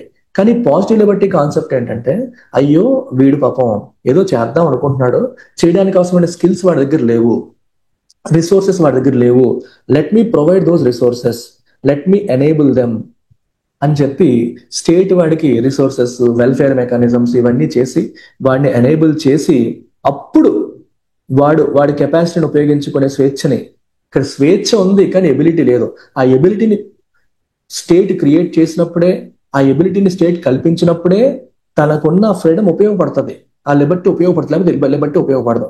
అలాంటి కాన్సెప్ట్ ఏమంటాం మనం? పాజిటివ్ లిబర్టీ అంటాం. సో పాజిటివ్ లిబర్టీ మనిషిని ఎనేబుల్ చేస్తుంది, నెగిటివ్ లిబర్టీ మనిషికి అడ్డంకులు లేకుండా చూస్తుంది. రెండు కూడా లిబర్టీ యొక్క కాన్సెప్ట్సే.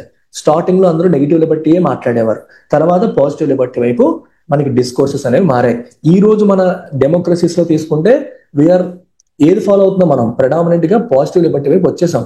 ఎందుకంటే మనకి ఫ్రీడమ్ ఇవ్వడం మాత్రమే కాదు, మనల్ని ఎనేబుల్ చేసే రెస్పాన్సిబిలిటీ కూడా ప్రభుత్వాలు తీసుకుంటున్నాయి. I hope this part is clear to all of you. Positive liberty, negative liberty. So Hobbes తీసుకున్న కాన్సెప్ట్ ఏంటి? Negative liberty.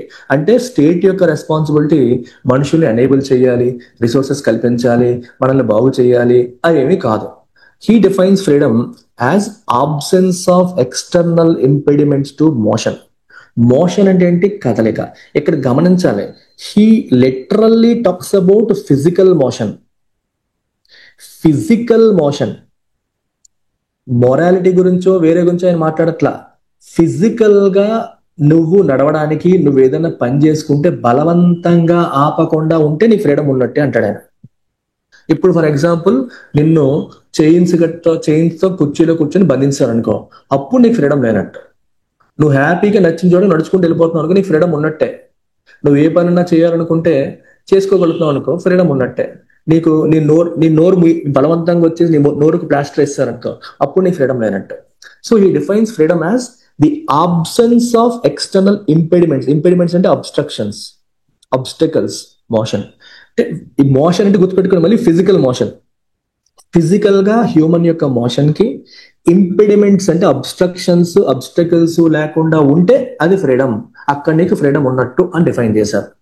So he says Liberty is not self rule or moral autonomy but the lack of physical restraint. Liberty అంటే మనకు నచ్చినట్టుగా మనం చేసుకునే స్వేచ్ఛ, లేదా morality అంటే ఏది కరెక్ట్ ఏది తప్పు నిర్ణయించుకునే హక్కు, అది కాదు. In his view Liberty simply lack of physical restraint. అంటే ఫిజికల్ గా నేను బంధించకపోతే నీకు లిబర్టీ ఉన్నట్టే, ఫిజికల్ గా నిన్ను కన్స్ట్రక్ట్ చేయకపోతే నీకు లిబర్టీ ఉన్నట్టే. So his Liberty is fully compatible with absolute rule.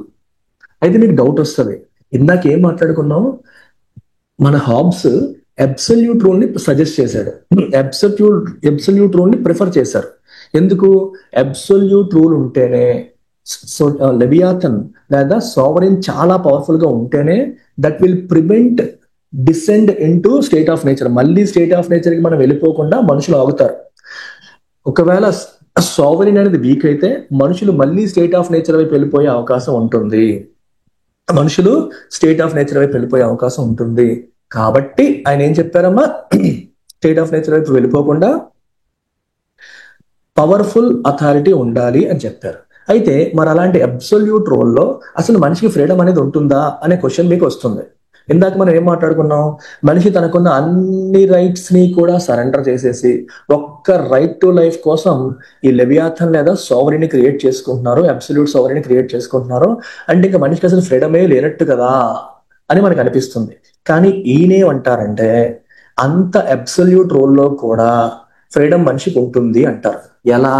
ఇందాక ఒక మాట చెప్పాను, a man is free where law is silent. ఎక్కడ ఏ విషయంలో అయితే చట్టాలు చేయలేదో ఆ అన్ని ఆస్పెక్ట్స్ లో కూడా మనిషికి ఫుల్ ఫ్రీడమ్ ఉన్నట్టే కదా. ఇక్కడ అదే కూడా చెప్తున్నట్టు, అదే పాయింట్ ఇక్కడ చెప్తాను. as subjects remain free in all areas where the sovereign has not legislated. వాళ్ళు ఎక్కడెక్కడ చట్టాలు చేయలేదో ప్రతి చోట కూడా sovereign is free. Subjects are free. Subjects అంటే ఎవరు? పీపుల్. వాళ్ళకి ఫుల్ ఫ్రీడమ్ ఉన్నట్టే. So for Hobbes law doesn't destroy liberty, it defines its limits. So ఈయన పాయింట్ ఆఫ్ వ్యూలో లా అనేది, మనం ఇప్పుడు ఈ రోజుల్లో ఏం మాట్లాడుకుంటాం, చట్టాలు ఎక్కువైపోతే మనకి లిబర్టీ లేదు, వాళ్ళు స్వేచ్ఛను హరిస్తారని అనుకుంటాం. కానీ ఆయన ఏమంటారంటే చట్టాలు లిబర్టీని డెస్ట్రాయ్ చేయట్లేదు, లిమిట్స్ డిఫైన్ చేస్తున్నాయి. సో చట్టాలన్నీ కూడా మనకి ఏ ఏ విషయాల్లో రూల్స్ ఫాలో అవ్వాలో చెప్పేస్తారు. రూల్స్ ఫాలో అవ్వాల్సిన చోట మీకు ఫ్రీడమ్ తగ్గిపోతుంది. ఆ రూల్స్ ఫాలో అవ్వాలని ఎక్కడెక్కడైతే చెప్పలేదో, ఏ విషయాలు అయితే చెప్పలేదో అక్కడ మీకు ఫుల్ ఫ్రీడమ్ ఉన్నట్టే. అయితే ఇదంతా ఎందుకు అంటే ఇవన్నీ ఉంటేనే నీ రైట్ టు లైఫ్ ప్రిజర్వ్ అవుతుంది. అసలు రైట్ టు లైఫే లేకపోతే ఇంకేం లిబర్టీ, ఏం పీక్కుంటావు? నువ్వు బతికుంటేనే కదా ఇవన్నీ. బతికే లేకపోతే ఇంకేం లిబర్టీ అమ్మా? అది ఆయన పాయింట్. అసలు స్టేటే లేకపోతే నువ్వు బతకవు, నేను చంపేస్తారు, life will be short. So life ఉంటే మిగిలినవన్నీ మాట్లాడతాం, అసలు లైఫే లేకుండా ఇంకేం మాట్లాడతాం? సో ఇక్కడ మీరు ఎలా భావించాలంటే లిబర్టీ ఉంటుందా అంటే అబ్సల్యూట్ రూల్లో ఉంటుంది. ఎలా ఉంటుంది? రెండు రకాలుగా అనలైజ్ చేయొచ్చు అనమాట. ఒకటి, ఈ అబ్సల్యూట్ రూల్ ఉండబట్టే, అబ్సల్యూట్ రూల్ అనేది మన ప్రాణాలకి రక్షణ కల్పిస్తుంది కాబట్టే నువ్వు బతికున్నావు కాబట్టి నీకున్న స్వేచ్ఛను అనుభవించగలుగుతున్నావు అనేది ఒక ఆస్పెక్ట్ అయితే, రెండోది ఎక్కడెక్కడైతే చట్టాలు చేయలేదో చట్టాలు చేయని ప్రతి చోట కూడా మనకి లిబర్టీ ఉంటుంది. వేరెవర్ లా ఈజ్ సైలెంట్ అక్కడ మీకు లిబర్టీ ఉంటుంది అని ఆయన చెప్తారు. ఓకే, సో లా అనేది లిబర్టీని డెస్ట్రాయ్ చేయట్లేదు, అది లిమిట్స్ మాత్రమే క్రియేట్ చేస్తుంది. అంటే కొన్ని చోట్ల రూల్స్ పెడుతుంది. సో అక్కడ మీకు లిబర్టీ ఉండదు, మిగిలిన అన్ని చోట్ల మీకు లిబర్టీ ఉంటుంది. ఇట్ డిఫైన్స్ లిమిట్స్ అని చెప్పి ఆయన చెప్తారు. So Liberty can co exist with absolute rule అని చెప్పడం ఆయన ఉద్దేశం. అబ్సల్యూట్ రూల్లో కూడా ఇండివిజువల్ లిబర్టీ ఉంటుంది అని ఆయన పాయింట్. నెక్స్ట్ ఇప్పుడు మనం మాట్లాడుకోబోయేది చాలా చాలా ఇంపార్టెంట్. ఎన్నో క్వశ్చన్స్ దీనిపైన వచ్చాయి. Hobbes as an individualist and absolutist. అసలు హాబ్స్ ని ఎలా అంటాం మనం? అబ్సల్యూటిస్ట్ అనాలా లేకపోతే ఇండివిజువలిస్ట్ అనాలా? మీరు ఒకసారి హాబ్స్ ని అనలైజ్ చేయండి. ఇక్కడ చదవకండి, ఇక్కడ ఉన్నది ఏమి చదవకండి, నేను చెప్పింది వినండి, మీ మైండ్ లో థింక్ చేయండి. హాబ్స్ అనే వ్యక్తి ఒక కంప్లీట్ గా ఇండివిజువల్ పాయింట్ ఆఫ్ వ్యూ అని థింక్ చేస్తున్నాడు. అసలు ఇంతసేపు జరిగిన డిస్కషన్ లో ఎక్కడైనా సరే ఆయన సొసైటీ పాయింట్ ఆఫ్ వ్యూలో థింక్ చేశాడా? సమాజం కలిసి ఉండాలి, సహకరించుకోవాలి, ఒకరితో ఒకరు ప్రేమగా ఉండాలి, ఈ టైప్ ఆఫ్ డిస్కషన్ ఏమైనా చేశారా? పొర్రపాటున కూడా చేయలేదు. All his discussion is centred on individual. ఒక ఇండివిజువల్ వాడి యొక్క తన ప్రాణాలను వాడు కాపాడుకోవాలన్న సెల్ఫ్ ఇంట్రెస్ట్ నుంచే ఇదంతా పుట్టింది. Everything is defined, everything is created దేనికోసం? ఓన్లీ ఫర్ సెల్ఫ్ ప్రిజర్వేషన్ కోసం. అంటే ఒక మనిషి ప్రాణాలకి, ఒక ఇండివిజువల్ ప్రాణాలకి రక్షణ కల్పించడం కోసమే ఈ సోవరెన్లు, ఈ అథారిటీలు ఇవన్నీ కూడా. ఈ ఆస్పెక్ట్ లో మనం గమనిస్తే హాబ్స్ మనం ఏమనొచ్చు? ఇండివిజువలిస్ట్ అనొచ్చు. అంటే ఒక ఇండివిజువల్ గురించి ఆయన ఆలోచిస్తున్నాడు అని అనొచ్చు. అదే హాబ్స్ ఆ ఇండివిజువల్ యొక్క ప్రాణాలను కాపాడడం కోసం, రైట్ టు లైఫ్ ని ప్రిజర్వ్ చేయడం కోసం ఏమి చెప్పాడు ఆయన? అబ్సల్యూట్ గవర్నమెంట్ ఉండాలి అన్నాడు. సో దాన్ని బట్టి చూస్తే హాబ్స్ ని మనం అబ్సల్యూటిస్ట్ అని కూడా అనొచ్చు. చూసారా ఈ రెండింటి మధ్య ఉన్న కాంప్లికేషన్? అసలు మీరు ఒకసారి ఆలోచించండి, ఒక చిన్న కాంట్రడిక్షన్ ఉంది. గవర్నమెంట్ అనేది అబ్సల్యూట్ అయితే ఇండివిజువల్స్ కి లిబర్టీ ఉండదు. మనం ఈ రోజు మాట్లాడుకునేది అదే కదా. ఈ రోజు మనం ఏమనుకుంటాం? గవర్నమెంట్ అనేది అబ్సల్యూట్ అయితే ఇండివిజువల్స్ కి లిబర్టీ ఉండదు. గవర్నమెంట్ యొక్క పవర్స్ లిమిట్ అయితే, లిమిటెడ్ గవర్నమెంట్ ఉన్నప్పుడే ఇండివిజువల్స్ కి ఫ్రీడమ్ ఉంటది. ఇప్పుడు మనం మోడర్న్ కాంటెక్స్ట్ లో మనం మాట్లాడుకునేది అదే. కానీ విచిత్రం ఏంటి, ఈయన కేసులో రెండింటిని కలిపేశాడు ఆయన. ఇండివిజువలిజం ని, అబ్సల్యూటిజం ని క్లబ్ చేశాడు ఆయన. అసలు నీ ఇండివిజువలిజం, నీ రైట్ టు లైఫ్ ప్రిజర్వ్ అవ్వాలంటే అబ్సల్యూట్ గవర్నమెంట్ కావాలి అంటాడు అతను. సో రెండు సీమింగ్లీ కాంట్రడిక్టరీ కాన్సెప్ట్స్ ని క్లబ్ చేశారు మిస్టర్ హాబ్స్. సో అందుకే జనరల్ గా హాబ్స్ ని అబ్సల్యూటిస్ట్ అని పిలిచినప్పటికీ కూడా his theory begins with radical individualism. ఒక ఇండివిజువలిజం నుండి మొత్తం స్టార్ట్ అవుతుంది. His entire theory starts with individualism. ఒక ఇండివిజువల్ పాయింట్ ఆఫ్ వ్యూలో థింక్ చేస్తూనే కంప్లీట్ గా ఒక ఇండివిజువల్ ఏం కోరుకుంటున్నాడు, ఇండివిజువల్ ఏం కావాలనుకుంటున్నాడు. ఓకే, రాడికల్ ఇండివిజువలిజం అంటే అర్థం ఏంటమ్మా? Extreme individual freedom and autonomy. అంటే ఒక ఇండివిజువల్ కి కంప్లీట్ ఫ్రీడమ్ అండ్ అటానమీ కావాలి అనే భావన. అంటే కంప్లీట్ ఫ్రీడమ్ అండ్ అటానమీ కావాలి అన్నప్పుడు ఇన్ని రెస్ట్రిక్షన్స్ ఏంటి అంటే, అక్కడ సొసైటీలో ఉండాలి, సొసైటీలో నీకు కొన్ని రోల్స్ ఉంటాయి, రెగ్యులేషన్స్ ఉంటాయి, కలెక్టివ్ రెస్పాన్సిబిలిటీ ఉంటుంది అనేది ఏమీ మాట్లాడలేదు ఆయన. ఆయన ఒక ఇండివిజువల్ లాగే చూశాడు. ఇండివిజువల్ తన కోసం మాత్రం తను ఆలోచించుకుంటాడన్న ఆస్పెక్ట్ లోనే అనలైజ్ చేశాడు. ఎంటైర్ అనాలిసిస్ లో సొసైటీ కలిసి ఉండాలి, సహాయం చేసుకోవాలి, ఒకరి కోసం ఒకరు పాటు పడాలి అన్న డిస్కషన్స్ ఏ జరగలేదు ఇన్ దిస్ ఎంటైర్ అనాలిసిస్. ఆయన మొత్తం ఒక ఇండివిజువల్ పాయింట్ ఆఫ్ వ్యూలోనే థియరీ అంతా స్టార్ట్ చేశాడు. ఒక ఇండివిజువల్ తన ప్రాణాన్ని తను కాపాడుకోవాలనుకుంటాడు కాబట్టి ఆ స్వార్థం నుంచే సోషల్ కాంటాక్ట్ క్రియేట్ చేసుకోవాలన్న ఆలోచన పుడుతుంది అని స్టార్ట్ చేశారు ఆయన. So he treats individual as the fundamental unit of political analysis. ఆయన సొసైటీని ఫండమెంటల్ యూనిట్ గా తీసుకోలేదు, ఇండివిజువల్ నే తీసుకున్నాడు. ఎంటైర్ అనాలిసిస్ కూడా ఒక ఇండివిజువల్ తన ప్రాణాన్ని తను కాపాడుకోవాలి అన్న ఆస్పెక్ట్ నుంచే మొదలైంది. ప్రతి వ్యక్తి కూడా తన ప్రాణాలకి ముప్పు ఉంది అని భావిస్తున్నాడు కాబట్టే వాళ్ళు కలుస్తున్నారు. అంతేగాని అందరం కలిస్తే బాగుంటుంది కదా అని కలవట్లేదు. ప్రతి వ్యక్తి వాడి గురించి వాడు ఆలోచించుకుంటూనే కలుస్తున్నాడు. గుర్తుపెట్టుకోండి, మీకు చెప్పాను స్టార్టింగ్ లో కూడా, ప్రతి వ్యక్తి కూడా సెల్ఫ్ ఇంట్రెస్ట్. నేను చెప్పాను మీకు కిక్ కాన్సెప్ట్ చెప్పాను, గుర్తుందా? ఒకడు పక్కోడికి సహాయం చేసినా సరే ఆ సహాయం చేయడంలో వాడికి ఏదో ఆనందం ఉంటేనే చేస్తాడు. ప్రతి వ్యక్తి కూడా కిక్ కోసం లేదా తన ప్లెజర్ కోసం, తన పెయిన్ ని తగ్గించుకోవడం కోసమే పనిచేస్తాడు తప్పితే మనుషుల్లో మొరాలిటీ అనేది లేదు అంటాడు Hobbes. I hope this is clear. So individual ని fundamental unit of political analysis గా తీసుకొని, మరి సొసైటీ, స్టేట్ ఏంటవా ఇవన్నీ, these are all artificial constructions చెప్పాను. ఇక్కడ వీళ్ళ కాన్సెప్ట్ లో state is not natural. Aristotle చెప్పేది ఏంటి? స్టేట్ న్యాచురల్ ఇన్స్టిట్యూషన్ అంటారు. కానీ ఇక్కడ no, state is an artificial construction made by individual seeking peace. ఎవరైతే శాంతి కోరుకుంటున్నారో ఆ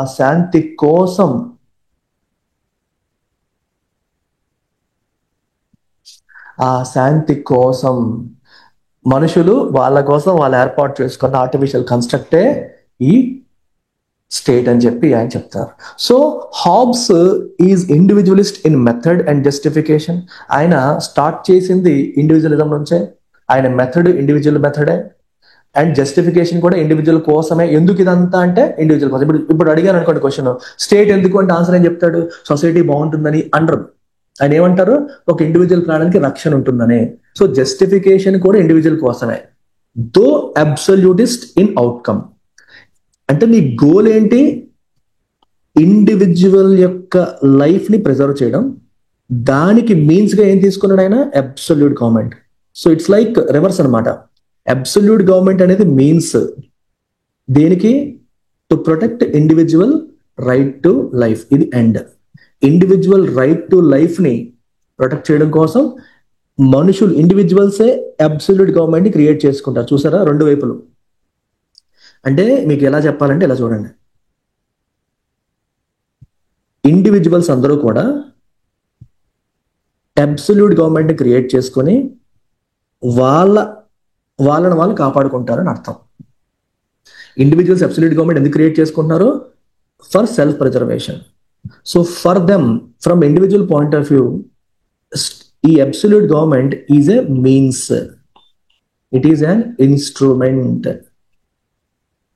దేనికి? సెల్ఫ్ ప్రిజర్వేషన్కి. సో ఇండివిజువల్ తనను తాను కాపాడుకోవాలి అన్న ఆలోచనలోంచి ఈ అబ్సల్యూట్ గవర్నమెంట్ అనేది పుడుతోంది. ఆ కాంటెక్స్ట్ ఇది అవుట్కమ్. అవుట్కమ్ అంటే result. Absolute government is a result of individuals rational self interest to preserve one's life. వాళ్ళ ప్రాణాలు వాళ్ళు కాపాడుకోవాలన్న సెల్ఫ్ ఇంట్రెస్ట్ నుంచి పుట్టుకొచ్చిన వ్యవస్థే అబ్సల్యూట్ గవర్నమెంట్. Absolute government. అర్థమైందమ్మా? అది clear everyone? Yes, sir. Sir. Right. So political authority is legitimate only as long as it serves the individual's interest in protection. So individual యొక్క life ని preserve చేసేంత వరకే political authority is legitimate. ఇప్పుడు absolute government ఏర్పాటు చేసేసాము, అది మనిషి ప్రాణాలనే విచ్చలవిడిగా తీసేస్తుంది అనుకోండి, ఆర్బిట్రరీగా, లాఫుల్ గా కాకుండా ఆర్బిటరీగా తీసేస్తాం, అప్పుడు అది లెజిటిమేట్ గా. లెజిటిమేట్ అంటే acceptable, justifiable. So political authority ఎంతవరకు justifiable? As long as it serves the individual interest in protection. వాళ్ళ ప్రాణాలకి రక్షణ కల్పించడం అంతవరకు మాత్రమే, వాళ్ళ ప్రయోజనాన్ని కాపాడినంత వరకే అది లెజిటిమేట్ అనేది ఆయన ఫైనల్ గా చెప్తాం. ఇది నెక్స్ట్ కాన్సెప్ట్ వచ్చేసి హాబ్స్ వర్సెస్ జీన్ బోర్డిన్ ఆన్ సోవరెంటీ. అయితే థామస్ హాబ్స్ అబ్సల్యూట్ మొనార్కీ కావాలని చెప్పిన మొదటి వ్యక్తి అంటే కాదు.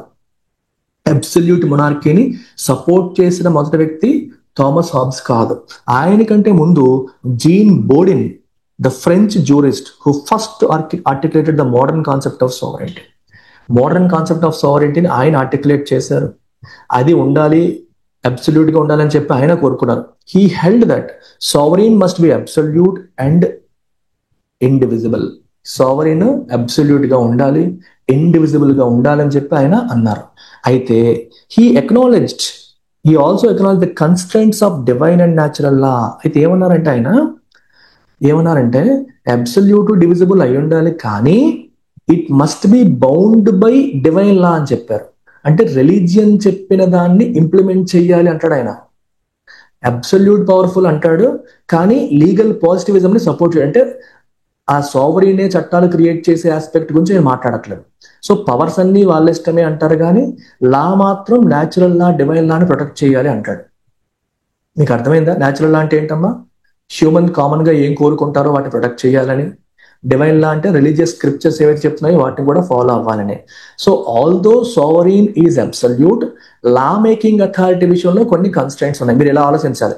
I want you to think in this manner. చూడండి, so you created a sovereign, కానీ ఈ సావరీన్ కి అబ్సల్యూట్ పవర్స్ ఉన్నాయి, ఇది కూడా బాగానే ఉంది, కానీ it's law making authority is restricted.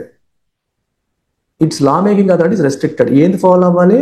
Divine లాని ఫాలో అవ్వాలి, న్యాచురల్ లాని ఫాలో అవ్వాలి. అంటే నచ్చినట్టు చట్టాలు చేస్తారంటే కుదరదు, డివైన్ అండ్ న్యాచురల్ లాని ఫాలో అవ్వాలి అంటాడు బోర్డిన్. సో బోర్డిన్ ఏమన్నారనమాట? డివైన్ అండ్ న్యాచురల్ లాని ఫాలో అవ్వాలి. సో అవి కన్స్ట్రైంట్స్. సో పేరుకి అబ్సల్యూటే, కానీ then there are constraints. But Hobbes in contrast eliminated these limitations. కానీ హాబ్స్ కి అటువంటి లిమిటేషన్స్ పెట్టలేదు. Grounding sovereignty entirely in human consent and necessity. అవసరాన్ని బట్టే సోవరెంటీ తప్పితే మనుషుల యొక్క కన్సెంట్ నుంచి, నెసెసిటీ నుంచి సోవరెంటీ వస్తుంది. అంతే తప్పితే దానికి ఎటువంటి రెస్ట్రిక్షన్స్ ఉండవు. రిలీజియన్ కూడా సోవరెన్ రెస్ట్రిక్ట్ చేయడానికి లేదు. న్యాచురల్ లా సోవరెన్ రెస్ట్రిక్ట్ చేయడానికి లేదు. Sovereign can create laws, can create any number of laws as long as they don't harm people's life. వాళ్ళ లైఫ్ ని ప్రిజర్వ్ చేసేలాగా ఎన్ని చట్టాలైనా చేయొచ్చు. సో జార్జ్ సెబీన్ ఏమన్నారంటే, Hobbes relieved sovereignty completely from the disabilities which Bodin had inconsistently left standing. అంటే Bodin కూడా సోవరెంటీ గురించి మాట్లాడారు, కానీ బోర్డిన్ సోవరెంటీలో చాలా డిజబిలిటీస్ ఉన్నాయి. ఏంటి ఆ డిజబిలిటీస్? పేరుకి సోవరెంటీయే కానీ natural law, divine law follow అవ్వాలని రూల్స్ పెట్టారు ఆయన. అవి డిజబిలిటీస్. ఆ డిజబిలిటీస్ నుంచి కంప్లీట్ గా సోవరెంటీకి ఫ్రీడమ్ కల్పించారు హాబ్స్ అని చెప్పి సెబీన్ అన్నారు. దీని అర్థం ఏంటంటే, బాడీని తీసుకొచ్చిన సోవరెంటీకి అబ్సల్యూట్ ఫ్రీడమ్ ఉన్న, పేరుకి అబ్సల్యూట్ ఉన్నప్పటికీ కూడా డిజబిలిటీస్ ఉన్నాయి. ఎందుకంటే it is bound by divine law. కానీ హాబ్స్ సోవరెంటీలో it is not bound by any divine law. కాబట్టి ఆ డిజబిలిటీస్ ని కూడా రిమూవ్ చేసి సోవరెంటీకి అబ్సల్యూట్ గా ఇచ్చింది థామస్ హాబ్స్ అని చెప్పి సెబీన్ చెప్పారు. దీని మీద క్వశ్చన్ వచ్చింది ఇంతకుముందు. Hobbs sovereign is not bound by external morality. He is the sole judge of law, justice and religion. Sovereign ఎవరు? లెవియాథన్. ఆ గవర్నమెంట్ ఏదైతే ఉందో, ఆ సావరెన్ ఏదైతే ఉందో, వాళ్ళే లా క్రియేట్ చేస్తారు, వాళ్ళే ఏది జస్టిస్ డిసైడ్, వాళ్ళే రిలీజియన్ ని డామినేట్ చేస్తారు. This is absolutely powerful. It is more powerful than even religion. Religion కన్నా కూడా స్టేట్ ఏ పవర్ఫుల్ అని చెప్పారు హాబ్స్. సో రిలీజియన్ ని, జస్టిస్ ని, లా ని అన్నిటిని జడ్జ్ చేసేది హాబ్సే. There is no authority above Hobbes. Hobbes కాదు, sovereign. There is no authority above sovereign, not even God. దేవుడు కూడా సావరెన్ కన్నా పైన ఉండడు. దేవుడు ఉన్నాడంటే నువ్వు రిలీజియన్ ఫాలో అవ్వాలనే మీనింగ్ వస్తుంది. సో ఎక్స్టర్నల్ మొరాలిటీ దాన్ని బైండ్ చెయ్యదు. సావరెన్ యొక్క ultimate objective to preserve humans life. So దానికోసం ఏ చట్టం అవసరమైతే ఆ చట్టం చేస్తారు, ఏది న్యాయం అనిపిస్తే చేస్తారు. రిలీజియన్ ఎలా కంట్రోల్ చేయాలి అలా కంట్రోల్ చేస్తారు. సావరెన్ యొక్క పవర్స్ కి రెస్ట్రిక్షన్స్ అబ్సల్యూట్ గా లేవు. ఓన్లీ థింగ్ ఆర్బిట్రరీగా, అంటే వితౌట్ జస్టిఫికేషన్ ప్రజల ప్రాణాలని తీయడం తప్పితే ఏదన్నా సావరెన్ చేసుకోవచ్చు అంటారు Hobbs. I hope it's clear. And finally Hobbs laid the foundation for legal positivism. అంటే అర్థం ఏంటి? ఏం చెప్పాను ఇందాక, పాజిటివ్ లా అంటే అర్థం ఏంటమ్మా? మనుషుల కోసం క్రియేట్ చేసుకునే చట్టాలని పాజిటివ్ లాస్ అంటాం. అంటే లెజిస్లేచర్, జ్యుడిషియరీ, మన డెలిబరేషన్స్, వీటన్నిటితో హ్యూమన్ డెలిబరేషన్ తో క్రియేట్ అయ్యేది పాజిటివ్ లా. రిలీజియస్ స్క్రిప్చర్స్ ద్వారా వచ్చేది డివైన్ లా. హ్యూమన్ లాజిక్ నుంచి పుట్టుకొచ్చేది natural law. Natural law is not written. Natural లాకి పాజిటివ్ లాకి డిఫరెన్స్ ఏంటి సార్? మరి రెండు మనుషులే అంటున్నారు కదా. న్యాచురల్ లా ఎక్కడ రాసేది కాదు. న్యాచురల్ లా నీ కామన్ సెన్స్ కి తెలిసేది. కానీ పాజిటివ్ లా అనేది స్క్రిప్టెడ్, రాసేది, కూర్చొని మాట్లాడుకొని ఒక ఫామ్ లో రాసుకునేది పాజిటివ్ లా. సో లీగల్ పాజిటివిజం కి ఆయన ఫౌండేషన్ వేసినట్టు. ఎందుకు? Sovereign is the creator of law అన్నారు. అంతవరకు న్యాచురల్ లా గురించి మాట్లాడేవారు, డివైన్ లా గురించి మాట్లాడేవారు. కానీ ఈయనేమంటారు? లీగల్ పాజిటివ్స్ అంటే సావరెనే లా క్రియేట్ చేయాలి అన్నారు. సో కాబట్టి he laid the foundation for legal positivism. Social contract థియరీకి అయిన ఫౌండేషన్ వేసినట్టు ఈయన తర్వాత నెక్స్ట్ థింకర్స్ కూడా సోషల్ కాంట్రాక్ట్ మాట్లాడతారు. అలాగే మోడర్న్ పొలిటికల్ రియలిజం. రియలిజం అంటే అర్థం ఏంటమ్మా? రియలిజం అంటే ప్రాక్టికాలిటీ, నెసెసిటీ బేస్డ్ పాలిటిక్స్ అని అర్థం. He was the first to use a scientific and secular method in political theory. Political థియరీలో సైంటిఫిక్ మెథడ్ వాడారు అతను. అంటే గెలీలియో యొక్క ఫిజిక్స్ ని బేస్ గా తీసుకున్నారు. సెక్యులర్ అంటే రిలీజియన్ అనేది ఏమాత్రం లేకుండా, అంటే పాలిటిక్స్ ని, రిలీజియన్ ని మ్యాకియావెల్లీ ఎలా సెపరేట్ చేశారో ఈయన నెక్స్ట్ లెవెల్ కి తీసుకెళ్లారు. సెక్యులర్ అంటే అర్థం ఏంటమ్మా? Strictly separated from religion. Religion లేకుండా ఆయన పొలిటికల్ థియరీని బిల్డ్ చేశారు. His ideas paved the way for lateral thinkers like Locke and Rousseau, though they challenged his conclusions. Locke and Rousseau కూడా సోషల్ కాంట్రాక్ట్ నే ఫాలో అయ్యారు. కాకపోతే వాళ్ళు వేరే కన్క్లూజన్స్ ఇచ్చారు. సో మెథడ్ ఆయనదే ఫాలో అయినప్పటికీ కన్క్లూజన్ మార్చారు. బట్ స్టిల్ వాళ్ళకి దారి వేసింది హాబ్స్ అని చెప్పవచ్చు. So critics argue that Hobbes pessimistic view of human nature leads to authoritarianism and ignores the potential for cooperation and moral growth. Critics ఏమంటారు? ఈయన పెసిమిస్టిక్ గా మాట్లాడుతున్నారు కాబట్టి ఇది అథారిటేరియనిజం కి దారి తీయొచ్చు. అది కోఆపరేషన్ లేకుండా అసలు హ్యూమన్స్ ఒకరినొకరు కోఆపరేట్ చేసుకుని పొటెన్షియల్ ఆయన ఇగ్నోర్ చేస్తున్నారు. మొరాలిటీ గురించి ఆయన అసలు మాట్లాడట్లేదు. హ్యూమన్స్ ని కంప్లీట్ గా నెగిటివ్ గా ప్రొజెక్ట్ చేస్తారని చెప్పి క్రిటిసైజ్ చేస్తారు. అయినప్పటికీ Hobbs work remains central to debates on order versus Liberty, power versus legitimacy and the nature of political obligation. Political obligation యొక్క నేచర్ ఏంటి, మనిషి ఎందుకు పొలిటికల్ ఆబ్లిగేషన్ చూపిస్తాడు, ఎందుకోసం? ఇందాకేం చెప్పాను, the end of obligation is protection, the end of obedience is protection అని చెప్పానంటే అర్థం ఏంటి? ప్రొటెక్షన్ కోసమే మనిషి ఆబ్లిగేషన్ చూపిస్తాడు. మనిషి ఎందుకు సావరీన్ చెప్పిందల్లా వింటాడంటే తన లైఫ్ కి ప్రొటెక్షన్ కోసం. ఓకే, ఇలాంటి డిఫరెంట్ కాన్సెప్ట్స్ గురించి ఆయన వర్క్ ఒక సెంట్రల్ పీస్ గా మనకి చూడొచ్చు అనమాట. సో ఎట్లా మనం ఒక ఫైనల్ గా కన్క్లూజన్ కూడా రాసుకోవచ్చు. So compelling and inherently internally coherent theory of political authority rooted in fear, reason and individual consent. అలాంటి థియరీని ఆయన బిల్డ్ చేశారు. It is rooted in fear, obviously human fear, human desire, human reason and human consent, వీటన్నిటిని base చేసుకునే కదా మనం build చేసాం social contract. Fear, Dzire ఉంటాయి కాబట్టే, మెజారిటీ ఫియర్ ఉంటుంది కాబట్టే ప్రాణానికి రక్షణ ఉండదు, కాబట్టే మనిషి తన రీజన్ తో ఆలోచిస్తాడు. దెన్ అందరూ కలిసి ఒక మాట మీదకి వద్దాం అనుకుంటారు. అక్కడి నుంచి ఏం చేస్తారమ్మా, సోషల్ కాంట్రాక్ట్ బిల్డ్ చేసి అక్కడి నుంచి సావరీన్ క్రియేట్ చేసుకుని వాళ్ళని కాపాడుకుంటారు అంటాడు. By beginning with self-interested individuals in a chaotic state of nature and ending with the justification of an all-powerful sovereign, Hobbes bridges individualist premises with absolute conclusions. చూసారా ఆయన ఎలా start చేశారు స్టోరీ అంతా చెప్పాను. ఇవన్నీ కూడా self interested individuals in chaotic state of nature, state of nature లో, chaotic అంటే గందరగోళంతో కూడిన స్టేట్ ఆఫ్ నేచర్ లో సెల్ఫ్ ఇంట్రెస్టెడ్ ఇండివిజువల్స్ ఎలా ఉంటారనే దాంతో స్టార్ట్ చేసి చివరికి వాళ్ళ ప్రాణాలు కాపాడాలంటే ఆల్ పవర్ఫుల్ సావరెన్ కావాలని జస్టిఫై చేస్తూ ఇండివిజువల్ ప్రెమైసెస్ ని అబ్సల్యూటిస్ట్ కన్క్లూజన్ తో ఆయన బిల్డ్ చేశారు. His insights into human motivation, origins of state, and limits of liberty remain foundational to political theory and indispensable and unavoidable. అంటే అది indispensable అంటే absolutely necessary అని అర్థం for students of political science and international relations. Right? ఇలా మనకి different 13-14 PYQs వచ్చాయి. అన్ని PYQs కి అవసరమైన కంటెంట్ కూడా నేను కవర్ చేస్తాను క్లాస్లోనే. ఇవాళ చెప్పిన క్లాస్ లో మీకు ప్రతి PYQకి సంబంధించిన ప్రతి టాపిక్ కవర్ అయింది. I want you to go through all PYQs and model answers. ప్రతి PYQకి మోడల్ ఆన్సర్ ఇచ్చేసాను. ఇది చెప్పామా లేదా? మీరు ఒకసారి టైటిల్స్ చూడండి అంతే, ఆన్సర్ చూడక్కర్లేదు. Covenants without swords are but words and of no strength to secure a man at all. చెప్పామా లేదా? డిస్కస్ చేసాం. అంటే అర్థం ఏంటి? ఎన్ఫోర్స్మెంట్ మెకానిజం లేకుండా ప్రామిసెస్ చేసుకుంటే అవి నిలబడవు. ఈ పాయింట్ మనం డిస్కస్ చేసాం. అందుకే ఒక అబ్సల్యూట్ సావరీన్ కావాలి, ఆ సావరీన్ చేతిలో పవర్స్ అని పెట్టాలి, అప్పుడే వాళ్ళు మన రైట్ టు లైఫ్ ని ప్రొటెక్ట్ చేస్తారు. Next, comment on state of nature as state of war. మాట్లాడామా లేదా? స్టేట్ ఆఫ్ నేచర్ లో మనిషి ఎలా ఉంటాడు? It's like a man, war of one man against every other man. దీని గురించి డిస్కస్ చేసాం. మనిషి ఎప్పుడు కూడా ఏం చేస్తాడమ్మా? ఫెలిసిటీ గుర్తుందా? Felicity is a continual progress from one desire to another. Felicity అంటే ఇంటెన్స్ హ్యాపీనెస్. మనిషి ఒకటైపోయి ఇంకోటి, ఒకటైపోయి ఇంకోటి. మనిషి యొక్క కోరిక ఎండ్లెస్. తన కోరికతో ఎప్పుడు ఏదో ఒకటి కావాలని ఫైట్ చేస్తూ ఉంటాడు. రిసోర్సెస్ అనేవి లిమిటెడ్, కాబట్టి ఎప్పుడు కూడా మిగిలిన వాళ్ళతో కాంపిటీషన్ తో, ఫియర్ తో ఉంటాడు. సో అది state of nature, state of war లాగే ఉంటుంది అనేది మనకి ఇది డిస్కస్ చేసాం. Next, how would I and fellow human beings behave if we were to find ourselves in a state of nature, and what does this behavior tell us about our innate predisposition? Same thing, మళ్ళీ state of nature గురించి అడిగారు. నేను మరియు other human beings state of nature లో ఎట్లా behave చేస్తాము ఉంటే, and ఈ బిహేవియర్ మనకి ఇన్నేట్ ప్రీ డిస్పోజిషన్ అంటే, ఇన్నేట్ అంటే లోపల మనిషి యొక్క ఆలోచనలు ఎలా ఉంటాయనే దాని గురించి ఈ బిహేవియర్ ఏం చెప్తోంది అంటే, హాబ్స్ యొక్క స్టేట్ ఆఫ్ నేచర్ గురించి చెప్పాలి, his view of human nature గురించి చెప్పాలి. రెండు చెప్పాలి. You have to talk about both state of nature as well as human nature. Human ఎలాంటి వాడు? స్వార్థపరుడు, పక్కనోడి గురించి ఆలోచించడు, తన పెయిన్ తన ప్లెజర్ ఆలోచించుకుంటాడు అనే ఆస్పెక్ట్స్ చెబుతూ, హ్యూమన్ డిజైర్స్ అన్లిమిటెడ్ అని చెబుతూ, రిసోర్సెస్ లిమిటెడ్ అని చెప్తూ, దానివల్ల స్టేట్ ఆఫ్ వార్ కి దారి తీస్తుంది అనే ఆస్పెక్ట్ మళ్ళీ టచ్ చేయాలి. ఇందాక చెప్పిన లాంటి క్వశ్చన్ ఇది కూడా. Go through all the model answers. మీకు క్వశ్చన్స్ కవర్ చేసామో లేదో చూపిస్తున్నాను. Liberty or freedom signifies properly the absence of opposition and external impediments of motion. చెప్పాను మీకు ఇందాక ఏం చెప్పాను ఆయన?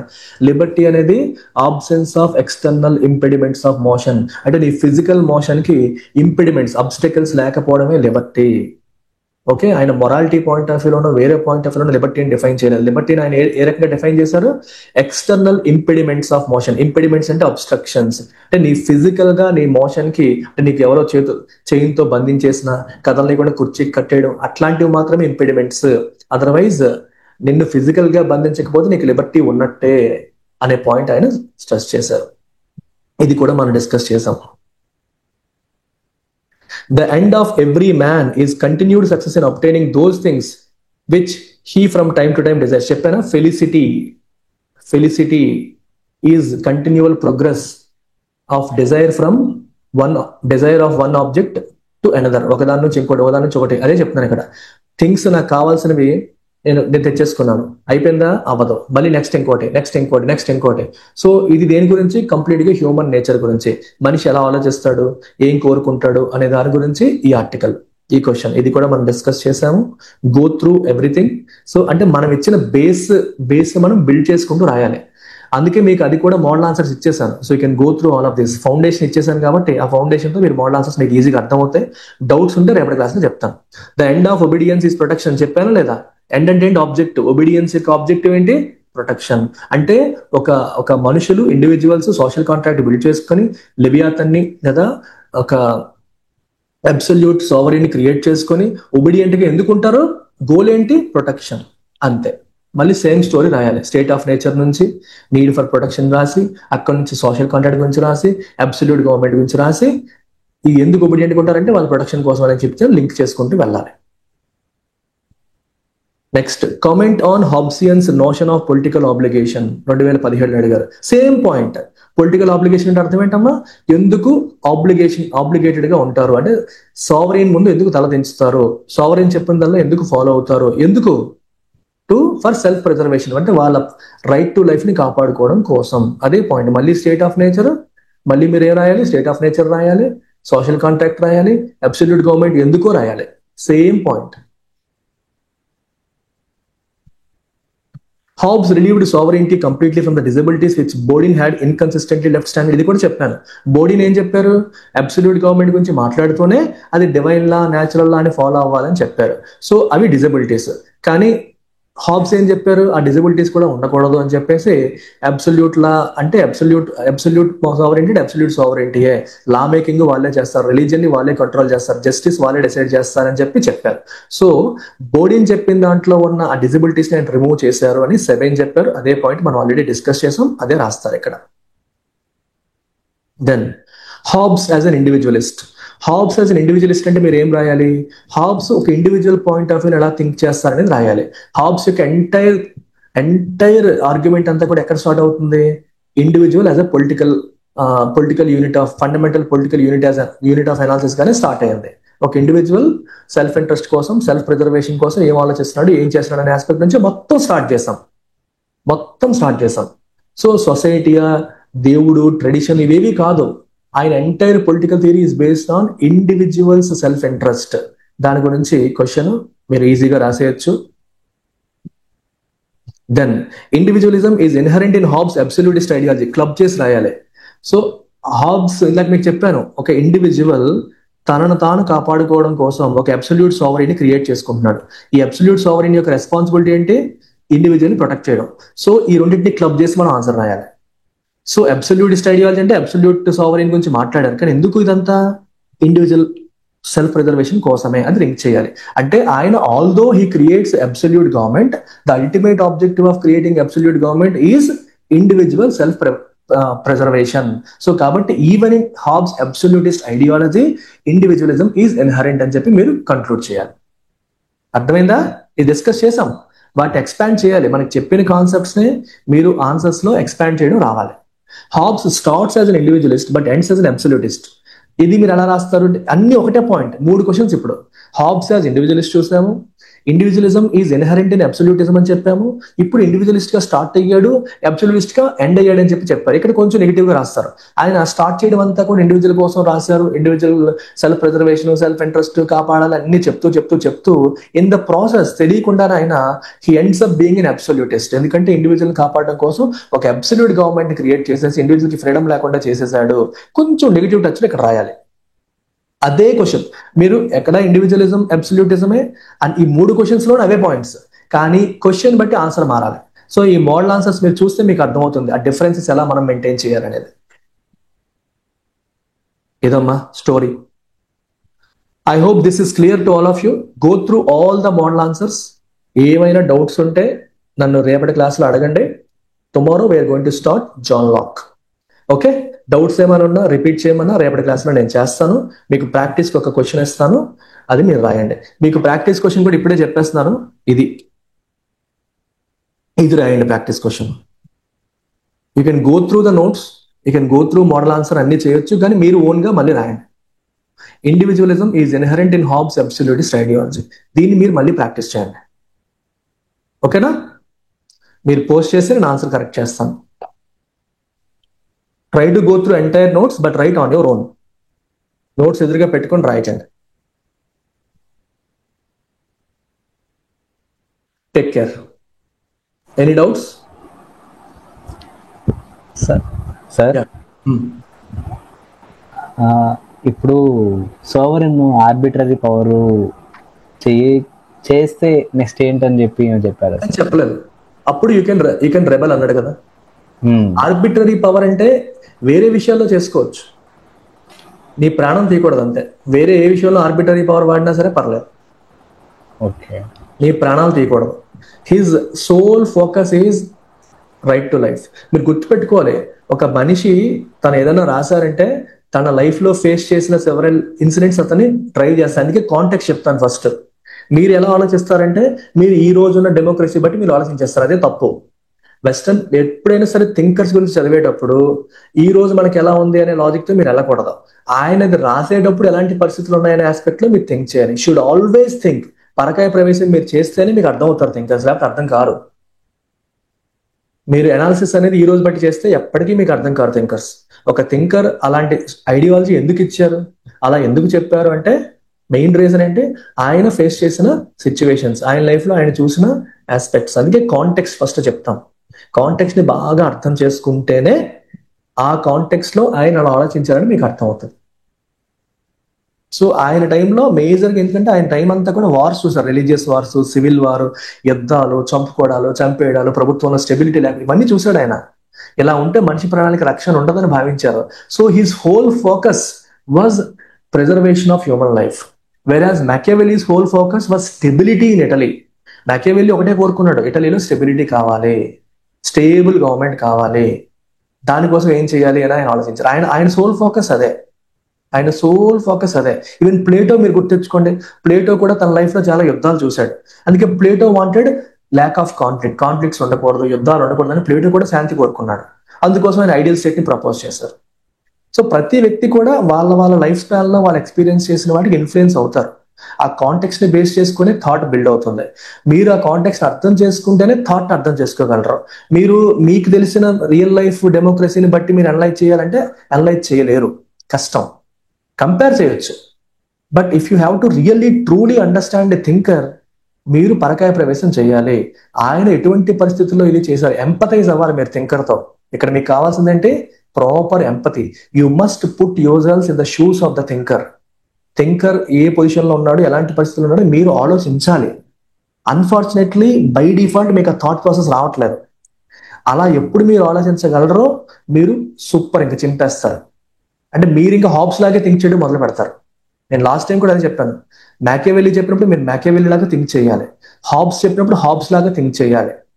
వాళ్ళ బాడీలోకి, వాళ్ళ మైండ్ సెట్ లోకి పరకాయ ప్రవేశం చెయ్యాలి. ఇదేమవుతుంది అదేమవుతుందని కాదు, పరకాయ ప్రవేశం చేస్తేనే మీకు వాళ్ళ థాట్ ప్రాసెస్ బిల్డ్ అవుతుంది. మీరు ఈ రోజుల్లో పుట్టారు కాబట్టి మీకు ఈ రోజు మీరు ఏం చూస్తున్నారు అదే కరెక్ట్ అనిపిస్తుంది. ఆ రోజుల్లో పుట్టుంటే మేబీ మీరు కూడా ఆయనలాగా ఆలోచించేవారు. ఈ రోజు మనం rights, freedoms, freedom of speech, express ఇవన్నీ మాట్లాడుతున్నాం. అక్కడ మనిషి ప్రాణాలకే దిక్కు లేదురా బాబు అంటే ఇవన్నీ ఎక్కడ వస్తాయి? అందుకే ఈ స్పోక్ అబౌట్ దోస్ థింగ్స్. ఆ రోజుల్లో సినారియో అలాంటిది. నువ్వు కాన్స్టిట్యూషనల్ గవర్నమెంట్లో నువ్వు బతుకుతున్నావు కాబట్టి నీ ఆలోచనలు ఎలా ఉంటాయి, వాళ్ళ ఆలోచనలు ఆ టైంలో అలా ఉంటాయి. So you need to understand his context, his thought process, A context లో, ఏ వ్యూ పాయింట్ లో ఆయన ఇవన్నీ మాట్లాడారు అనేది మనం అర్థం చేసుకోవాలి. ఓకేనా? Yes sir. Right, bye.